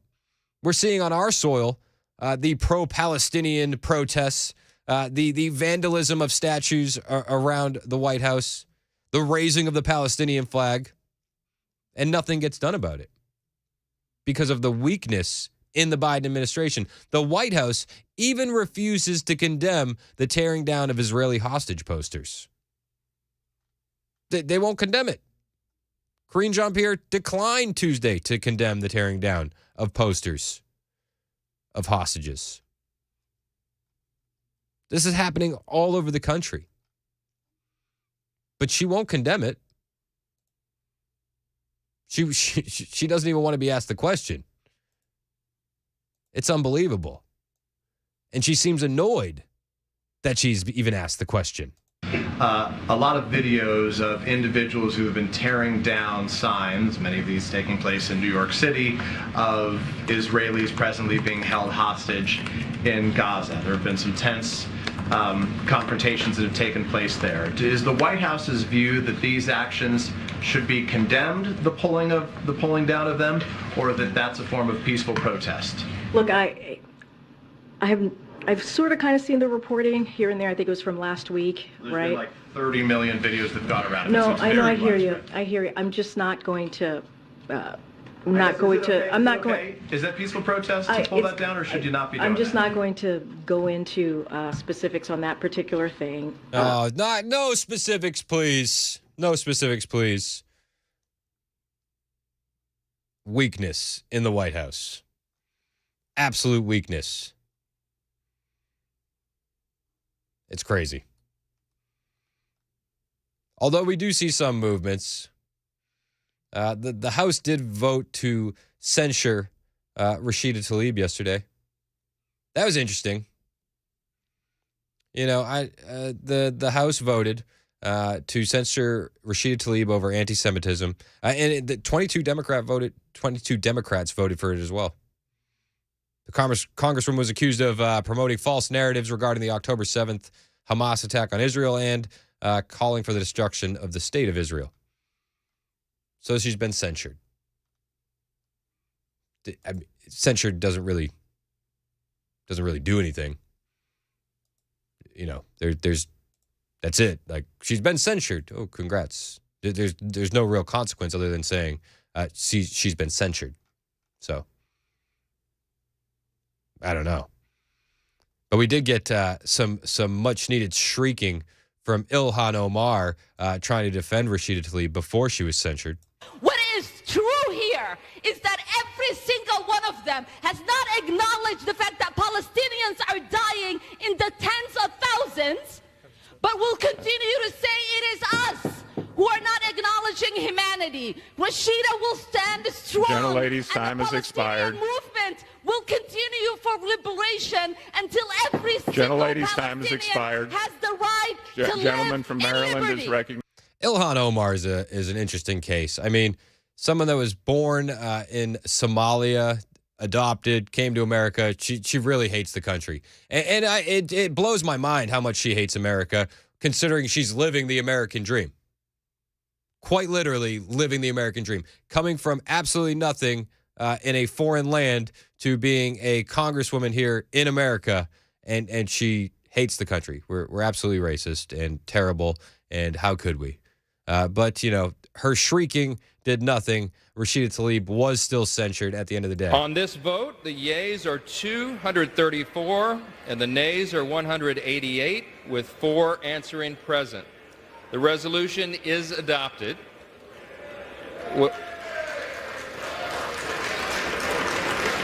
Without objection, the motion to reconsider is laid on the table.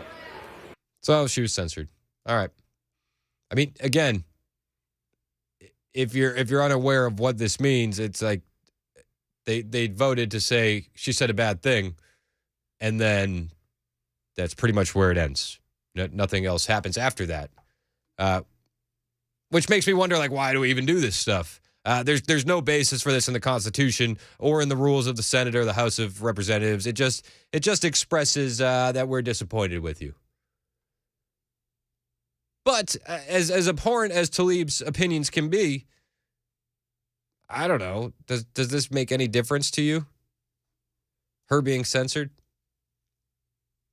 615-737-9986. To me, I just feel like it was a big waste of time. Because nothing really happens, and maybe they could have been working on something else during that time. I know. Congress working. What am I thinking? What am I thinking? But I wonder what you think. Are you happy that Rashida Tlaib got censored? Or do you think it's just just who cares? Is this going to make any difference at the end of the day? I tend to lean towards the fact that it won't make any difference. Our friend Tim texted in. He says, censored means nothing. She should be tarred and feathered and run out of town. All right, that's one way to handle it. Steve says it's a giant waste of time. Giant waste of time. I lean towards you, Steve. Giant waste of time.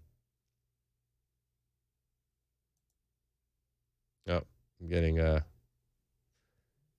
getting flamed in the super text line for accidentally saying censored, not censured. All right. Idiot. You dumbass. That's what I got. That's what I got Wow, come on. Sorry. Oh, not you. No, 8335. Let's go to Martin in Springfield. You have a comment on Tlaib. What are your thoughts, Martin? Is this need to happen, or is it just a big waste of time? Yeah, it need to be happened. But what happens after the fact? I just heard bits and pieces of it from here and there. But don't you feel like that maybe it needed to happen, but since nothing comes of it after the vote, isn't it just Congress wasting more time? Yeah, Congress wasting more time on it. But it needed to happen? Right. All right. Hey, I appreciate the call. All right. Martin says it needed to happen. Big waste of time. Frank in Oak Grove, you have a thought on Tlaib. What's up, Frank?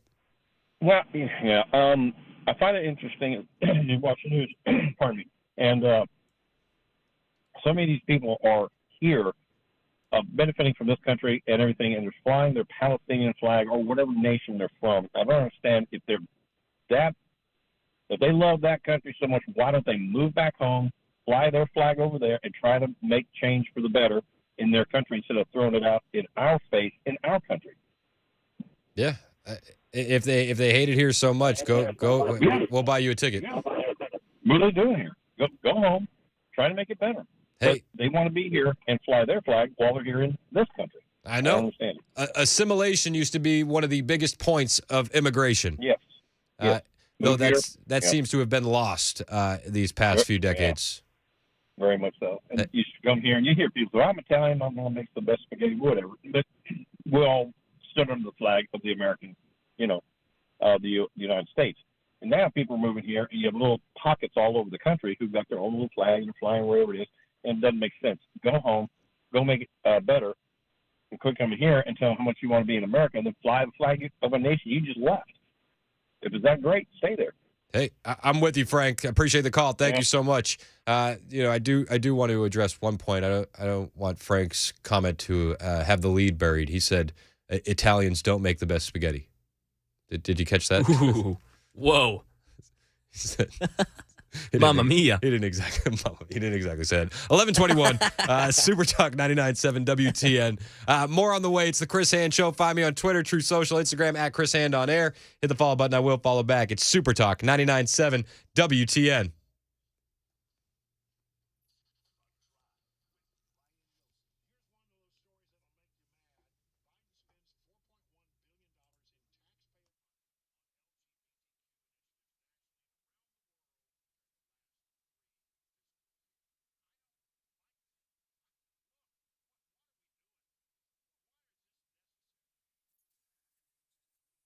Hey, it's Chris Hand for Jeff Eddy's Efficient Heating and Cooling.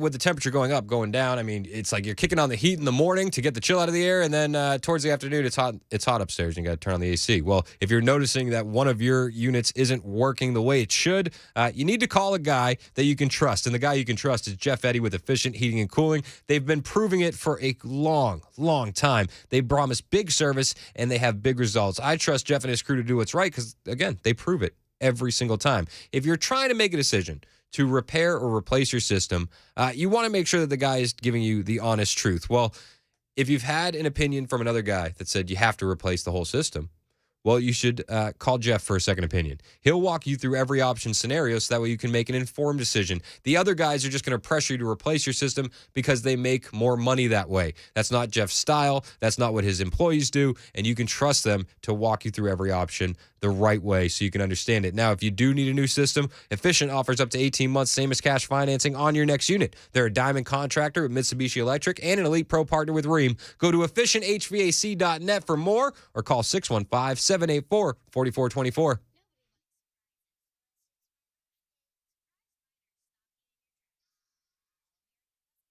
We really are passionate about our state. It's so beautiful, and we just want people and all Tennesseans to help us keep it that way. We really want to make sure that, our beauty, and from, west to east to even middle Tennessee, we want to make sure it's nice and clean for everyone to enjoy. I like to get people to volunteer and to get out there and keep our world clean, man. Litter's disgusting. No one likes it. That's right. Yeah, if you ask my wife, I've always said, keep Tennessee beautiful. That's kind of been, I think I found a t-shirt or something a long time ago. It's that marketing. Yeah. Really good job. It's like, yeah. I like that. Yeah. I mean, there's no sense in throwing your trash out the window or when you're hunting or fishing, leaving the trash there on the bank or whatever. It's not worth it. Currently, there are 88 million pieces of litter on Tennessee roadways at any given time in this state. Wow. And TDOT currently spends $23 million on picking up the litter, educating about the litter. The Nobody Trashes Tennessee campaign, there's some great videos out there. And I was watching the litter, the lessons and the show, and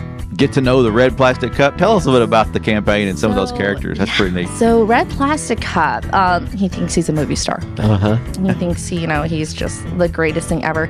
So he started off with a talk show, and then he got a movie. And in our movie, he got, more characters, and we had experts, water quality expert was Sal, the smallmouth bass. Yeah. And his bodyguard is Trash Watch. And if, we can go into Trash Watch a little bit too, but love Trash Watch.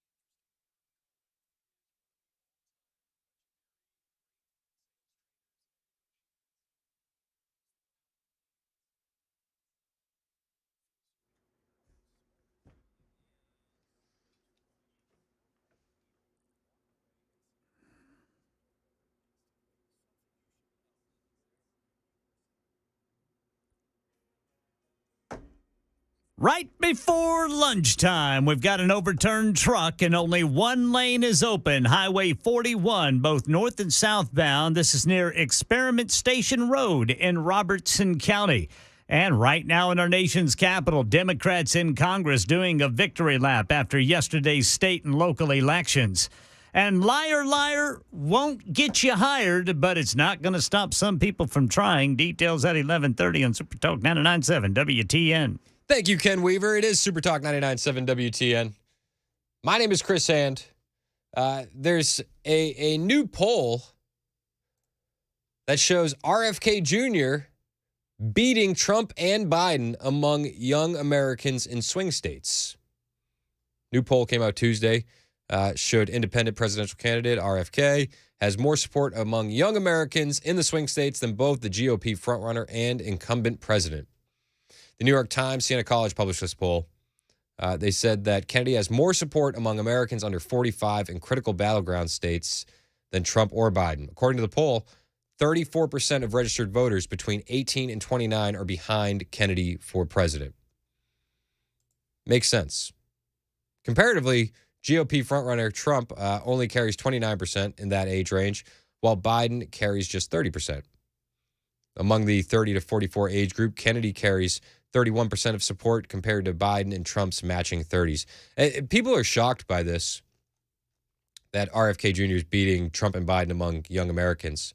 I'm not. RFK Jr. went on, and when he said he was launching his presidential campaign, he said that he was going to become the podcast president, and that he was going to be focused on being on the podcast and going to where young people are. Trump or Biden don't do either of that. They just don't. Also, on the flip side, you've had, almost 8 years now of mainstream media brainwashing these young kids into thinking orange man bad, old man good. Luckily, we've had, I say luckily, tongue in cheek. Luckily, we've had almost 3 years now of a failing Joe Biden presidency. So the young folks are waking up to old man bad as well. But the media has lambasted Trump nonstop for years. For years. So is it shocking that RFK Jr. is leading among young voters? No. And I think it shows that his game plan of going on these podcasts is working. I still don't think that he has really much shot. But I think this election is going to come down to boomers and zoomers. It's going to be, the older generation and Gen Z. And currently, Trump has big leads. I mean, he's up almost, 30, he's up 39 points over DeSantis in Florida. So, I mean, Trump is far and away the front runner in the GOP debate. And you know what? He's doing this while battling the media. From August to October, CBS, ABC, and NBC gave Trump 93% negative coverage. Shocking, am I right? Mainstream media networks, CBS, ABC, and NBC, they're trying not to cover Trump and his competition for the 2024 presidential nomination in the Republican Party, but they are spending a lot of time focusing on the indictments against him. And an analysis of coverage of all the GOP presidential candidates by the Media Research Center found that the big three outlets talked about Trump for 380 minutes during 3 months, August, September, October, marking about 12 times more than the 30 minutes they spent discussing Ron DeSantis. And 93% of the coverage of Trump on these outlets was negative. 74% of all the airtime on Trump was dedicated to his trials. So, I mean, Trump is facing an uphill battle because he's not just running against whoever ends up being the Democrat nominee. He's also running against a corrupt news media. He's running against big tech, and he's going to have to. This RFK situation is something he's going to have to deal with because these numbers among young voters, they're big in favor of RFK Jr. Trump has to do something to win over the younger crowd. Let's see what he can do. It's 11:30 on Super Talk 99.7 WTN. Here's Ken Weaver with the news.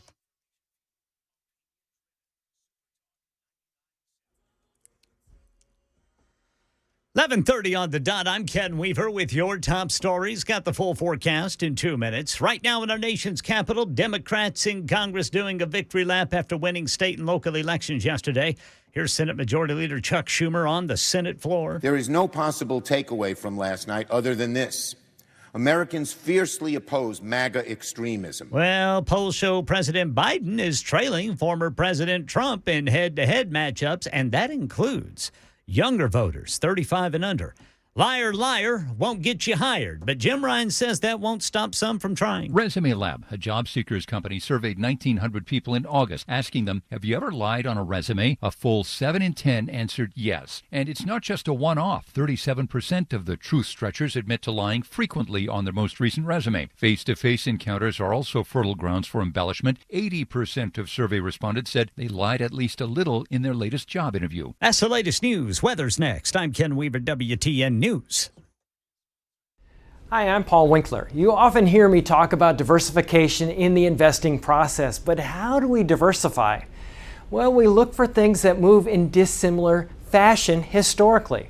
Some of those market areas might be really small companies or really large companies, or very growth-oriented companies or value-oriented companies. One of the things that we find is that when we diversify between these various segments, we can reduce the volatility of the portfolio because they don't move in tandem with each other historically. Now, we can do that in U.S. markets, we can do that in international markets, and in emerging markets. And when we can dampen that volatility, we can help get ourselves a little bit of a better outcome as far as knowing what we might likely have in the future, or how we can take income from our investment portfolio. Now, we also want to add fixed income or bonds to the mix as well. Now, if we know that we need to do this, what's the best way to do it? Well, one of the things that we often teach is this concept of market efficiency. This won the Nobel Prize in economics as well. And it's the idea that if I'm investing in, let's say, small value stocks, if we look at professional managers and their ability to say, hey, should I have this stock or that one, and picking companies or areas of the market, we find that they typically get lower returns than the market does on its own. They just add expense and they can add a lot of volatility. One of the things we want to avoid is anything that can hurt your returns and increase your risk in the investing process. To learn more about our approach to investing and financial planning, go to paulwinkler.com and set up a free 15-minute phone call or call 615-851-1950.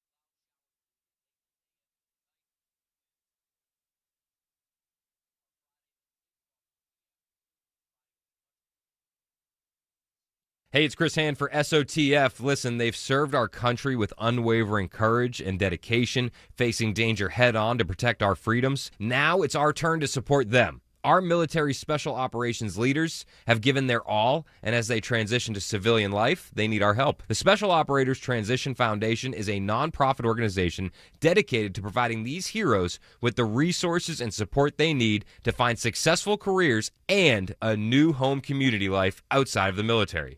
And that's where we need you. Make a difference in the life of someone who is willing to sacrifice their life for you. Visit SOTF.org to donate today. Special Operators Transition Foundation, leadership made in America. That's SOTF.org to donate.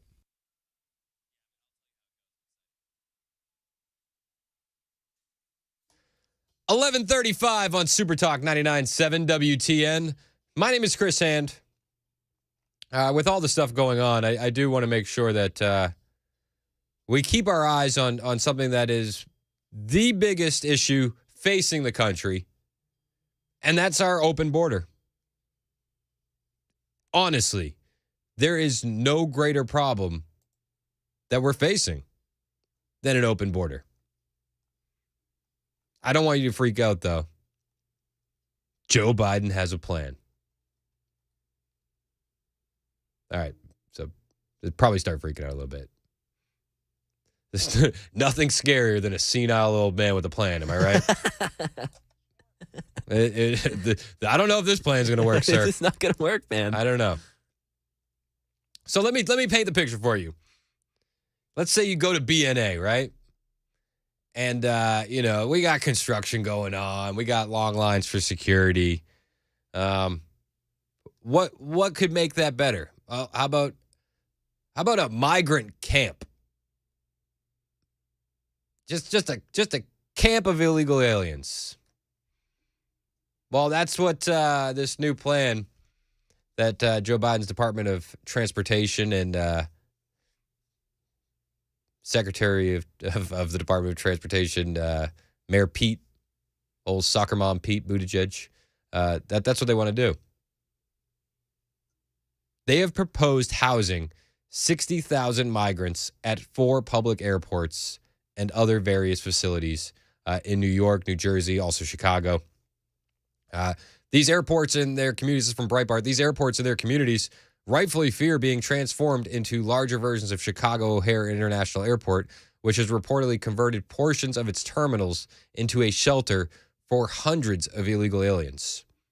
At a time when the administration is proposing higher screening requirements on known airline crew members due to security risks, we are extremely concerned about the lack of regard for security risks posed by housing thousands of unknown persons at airports, many of which support passenger air service and host sensitive military facilities. So Breitbart News reported this back in September that at Chicago O'Hare International Airport, they're housing more than 400 border crossers and illegal aliens.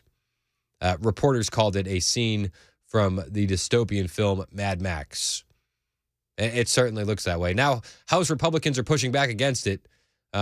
House Republicans, including Conference Chairwoman Elise Stefanik, House Aviation Subcommittee Chairman Garrett Graves, and Rep. Anthony Desposito, they tell Buttigieg that they're deeply disturbed that the Biden administration is allowing for and encouraging the use of our nation's airport infrastructure as temporary shelters for illegal immigrants. They say we adamantly oppose these ill-conceived plans that blatantly ignore the true crisis at hand and would inappropriately utilize America's infrastructure. Yeah. I don't know if you've been to an airport lately. Flying out of Phoenix is wild. Every time I fly out of Phoenix, I'm seeing these illegal aliens basically getting taxpayer-funded flights out of the country. I mean, into the country, into the interior. It's insane. My friend Morgan McMichael, who works over at Turning Point USA as a contributor, she flies all the time too. I don't know how much you fly, but if you fly out of the Southwest, you see it at all these airports. Tons of illegal aliens, paperwork in hand, being flown into the interior of the country. It's crazy. It's absolutely crazy. And now they want our nation's airport infrastructure to also house migrants full time. House Republicans are pushing back against it, and they want Buttigieg to disclose the number of U.S. airports currently housing border crossers and illegal aliens, as well as if the Federal Aviation Administration has granted any requests to turn airports into migrant camps. They wrote in a letter, to what extent has DHS consulted with the FAA about the appropriateness of proposing to house migrants at airports? If DHS consulted with the FAA, What has been the FAA's response? House Republicans asked Buttigieg in a letter. I mean, it's absolutely chaotic what's happening at the border. Since Biden took office, we've had about 6 million border crossers and illegal aliens welcomed into the U.S. 6 million, estimated. Probably more. It exceeds the population of 31 states. Close to 3 million of those are estimated to have been released into American communities by DHS. And now they want to set up camps at the airport. It's honestly insane. We saw a surge across the Arizona border. 1,200 migrants at one time come through the Tucson sector. And Border Patrol agents apprehended a single group that totaled 1,200 migrants from across the globe. It's absolutely chaotic. Every day we're seeing more and more stories like this. And we have to keep our eyes on it. We have to keep the pressure. And we got to get angry. I feel like we're so complacent with what's happening on the border that it's just, it just is what it is. I mean, the other day when there's a caravan coming with 7,000 illegal aliens headed for the country, it barely was breaking news. And I remember when caravans were the biggest deal. But every day we see more and more wild stories. Here's one for you. Biden admin released a migrant charged with human smuggling near the Canada-Vermont border. Swanton Sector Border Patrol agents arrested a Colombian migrant in Vermont. And they say migrant because the left manipulates the language, and for whatever reason, it's migrant now. It's not illegal alien. But they arrested a Colombian illegal alien in Vermont for allegedly smuggling a group of Mexican migrants, again, illegal alien, across the Canadian border. This Colombian illegal alien illegally entered the U.S. and Texas just over a year ago, and he was released by the Biden administration on immigration parole. Ridiculous. You get caught human smuggling, trafficking humans, and you get released on immigration parole. This is the country on Democrats. The Swanton Sector Chief Patrol Agent Robert Garcia said on a post on Twitter, "What's happening along our southern border affects our northern border as well." And it does. The agent stated that the driver in question concealed his face as he drove by. This is the man that had already been released for smuggling humans. The agent observed 3 additional passengers in the back seat, no one in the front passenger seat. He conducted a vehicle stop and conducted an immigration interview. The agent identified the driver as 28-year-old David Heno Palacio, a Colombian citizen. Now, he produced a New Jersey's driver's license. Weird.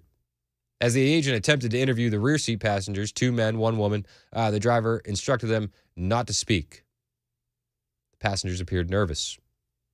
The agent then removed the driver and the passengers, sat them alongside the roadway while checking their status with dispatch. The 3 passengers fled into the woods. Always a good sign. The agent then placed the driver, who had been previously released for human smuggling, in handcuffs and turned him over to another agent who arrived on the scene. They tracked down the fleeing passengers into the woods. Eventually, all 3 were taken into custody. With documents in their possession, they were identified as 3 Mexican nationals who illegally crossed the border from Canada to Vermont. And then that's when they decided to check the records on the driver. And they found out that he entered the U.S. illegally, crossing from Mexico into Texas on August 31st, 2022, according to the criminal complaint. And after processing in the Rio Grande Valley sector, officials paroled this gentleman into the U.S. He reported to ICE Enforcement and Removal Operations Office in November of 22 and was ordered to appear before an immigration court August of 2024. He reportedly admitted to an individual that contacted him to pick up 3 passengers. He said he would be paid $500 each to bring the Mexican nationals to New Brunswick, New Jersey. He's facing charges of human smuggling, and if convicted, he faces up to 5 years in federal prison and could be removed from the U.S. Could be. This is the issue right here. Why don't we just deport him right away? He's an illegal alien caught smuggling humans. And if convicted, he could face 5 years in federal prison on our tax dollars and then could be removed from the U.S. How about we just buy a plane ticket? Can we secure the southern border? Can we get serious about this? Because I'm honestly frustrated. I mean, this really became an issue when Greg Abbott started busing people out of Texas into the blue cities. But even that, I'm kind of over it because, honestly, we're just moving illegal aliens into the interior of the country. Right now, Abbott's migrant busing program has sent 63,000 migrants to sanctuary cities. 63,000. That's the number of migrants bused from Texas to multiple sanctuary cities. 63,000. Now, I know that doesn't really scratch the surface on the 6 million that have come here since Joe Biden took office. But that's 63,000 more than should be moved into the interior of the country. And I get what Greg Abbott wanted to do. Force the issue, put the problem on the blue states. And you know, in the beginning, it was good. But at this point, I feel like we need a new strategy. I do. Just busing illegal aliens into the country doesn't seem like it's working. You know, nobody's taking our immigration laws serious. Nobody's taking our border serious. Nobody takes this administration serious. And they know if they get caught in Texas, they'll just be bused to D.C. or New York or Philly or Chicago or Denver or L.A. And I'm over it. I mean, Greg Abbott will brag on Twitter. Oh, we sent 12,000 migrants to D.C. We sent 22,000 migrants to New York City, 18,000 illegal aliens to Chicago, 3,200 illegal aliens to Philadelphia, 5,700 to Denver, 1,100 to L.A. Like, all right. How much did that cost taxpayers? I'd be willing to wager a lot. Send them back. Deport them. Can we just get serious on this? Please? Because I'm over it. And the busing isn't going to fix it. There's one thing that could fix it. Mass deportations. Tom Homan said yesterday that if Trump wins and he asks him back to come and be the director of ICE, that's exactly what he would push for. I promised President Trump when he announced that he goes back, I go back, and I'm going to run the biggest deportation operation this country's ever seen. Because these millions of people being released in this country, 9 out of 10 will get an order removal based on immigration court data. A judge orders them removed. We're going to find them and we're going to remove them. There's no consequence. We can't fix the border. We're going to have a consequence in the Trump administration. Well, I hope that we can see that come to fruition. I do. Let's go to Josh. And Josh, real quick, has a comment on the Vermont border. Or is Josh from Vermont? Josh, what's up? You're on Super Talk. Hi, Chris. I listen every day. Hey, man, appreciate it.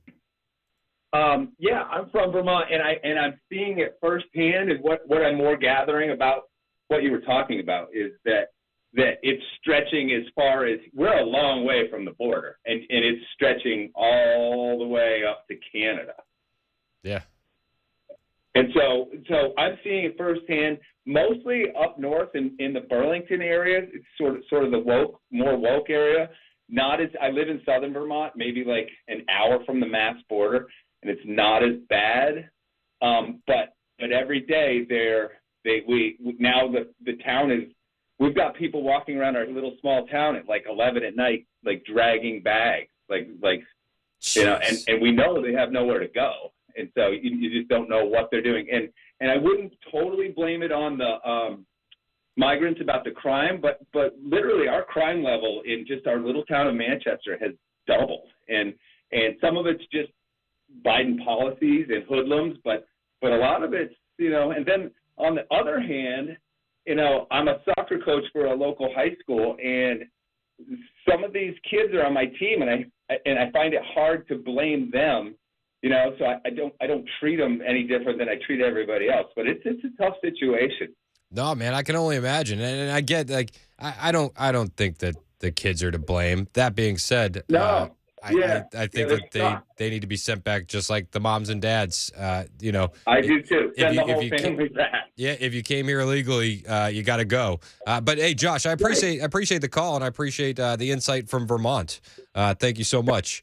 It is Super Talk 99.7 WTN. You know, they are ramping up enforcement along the northern border. Governor Chris Sununu of New Hampshire said at a news conference that they're using $1.4 million in their current state budget to create a Northern Border Alliance task force because it's getting wild up there as well. Every town is a border town now. Every state is a border state. This is your country on Democrats. It's 11:51 on Super Talk 99.7 WTN.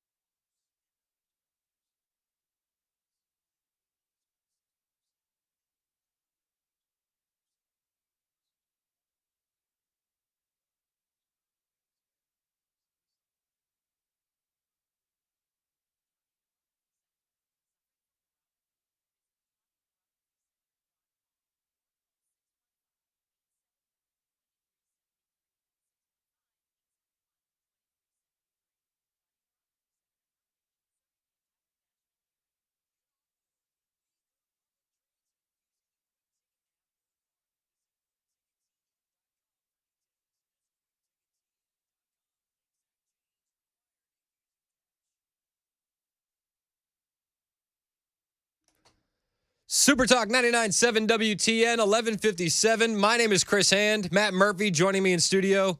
Bell K opening the door to hand something random to Matt Murphy. It's just it's a day that ends in Y here at Super Talk 99.7. What do you hand you? It's a Pepsi, zero sugar, with some. I told you to fill it with vodka. Why did? I'm kidding. That's a joke. Most people think I'm drinking when I'm on my show, but for different reasons. I was handed a Pepsi, zero sugar. Zero sugar, huh? Yeah, I'm a Pepsi guy. You are, Pepsi and Mountain Dew, Pepsi products. You're a zero sugar guy though. Well, I don't want to drink my calories. No, some of us have to watch our LBs there, Mr. Skinny. I tell my kids, if you see the word zero sugar, you should read chemical bleep storm. Yeah. We're all going to die. We're all going to die from something. I don't know if you're aware of this or not, but none of us make it out of here alive. I think with modern advances in science, to think that I couldn't live to 300, 400, it's possible. Well, not with all that sugar in your system. Well, it's real sugar. Straight from the cane. You sound like my wife. You really do. You sound like my wife. Eric, are you listening? You sound like my wife. You got to get that thing. Raw, Eric is great. I mean, anytime she sees a Red Bull anywhere near me, she starts talking. I mean, there's a 20-minute chemical diatribe going on. There should be. Chemicals, it causes strokes, and I've seen them. Get yourself some black coffee. You'll be all right. That's all you need. I want Matt Murphy hyped on espresso. Not Splenda. I like my coffee. No, I won't say that joke. Not on Chris Hand show. I would on my show. So wait for the joke. If you want to hear the joke, Matt Murphy's in next. It's Super Talk 99.7 WTN.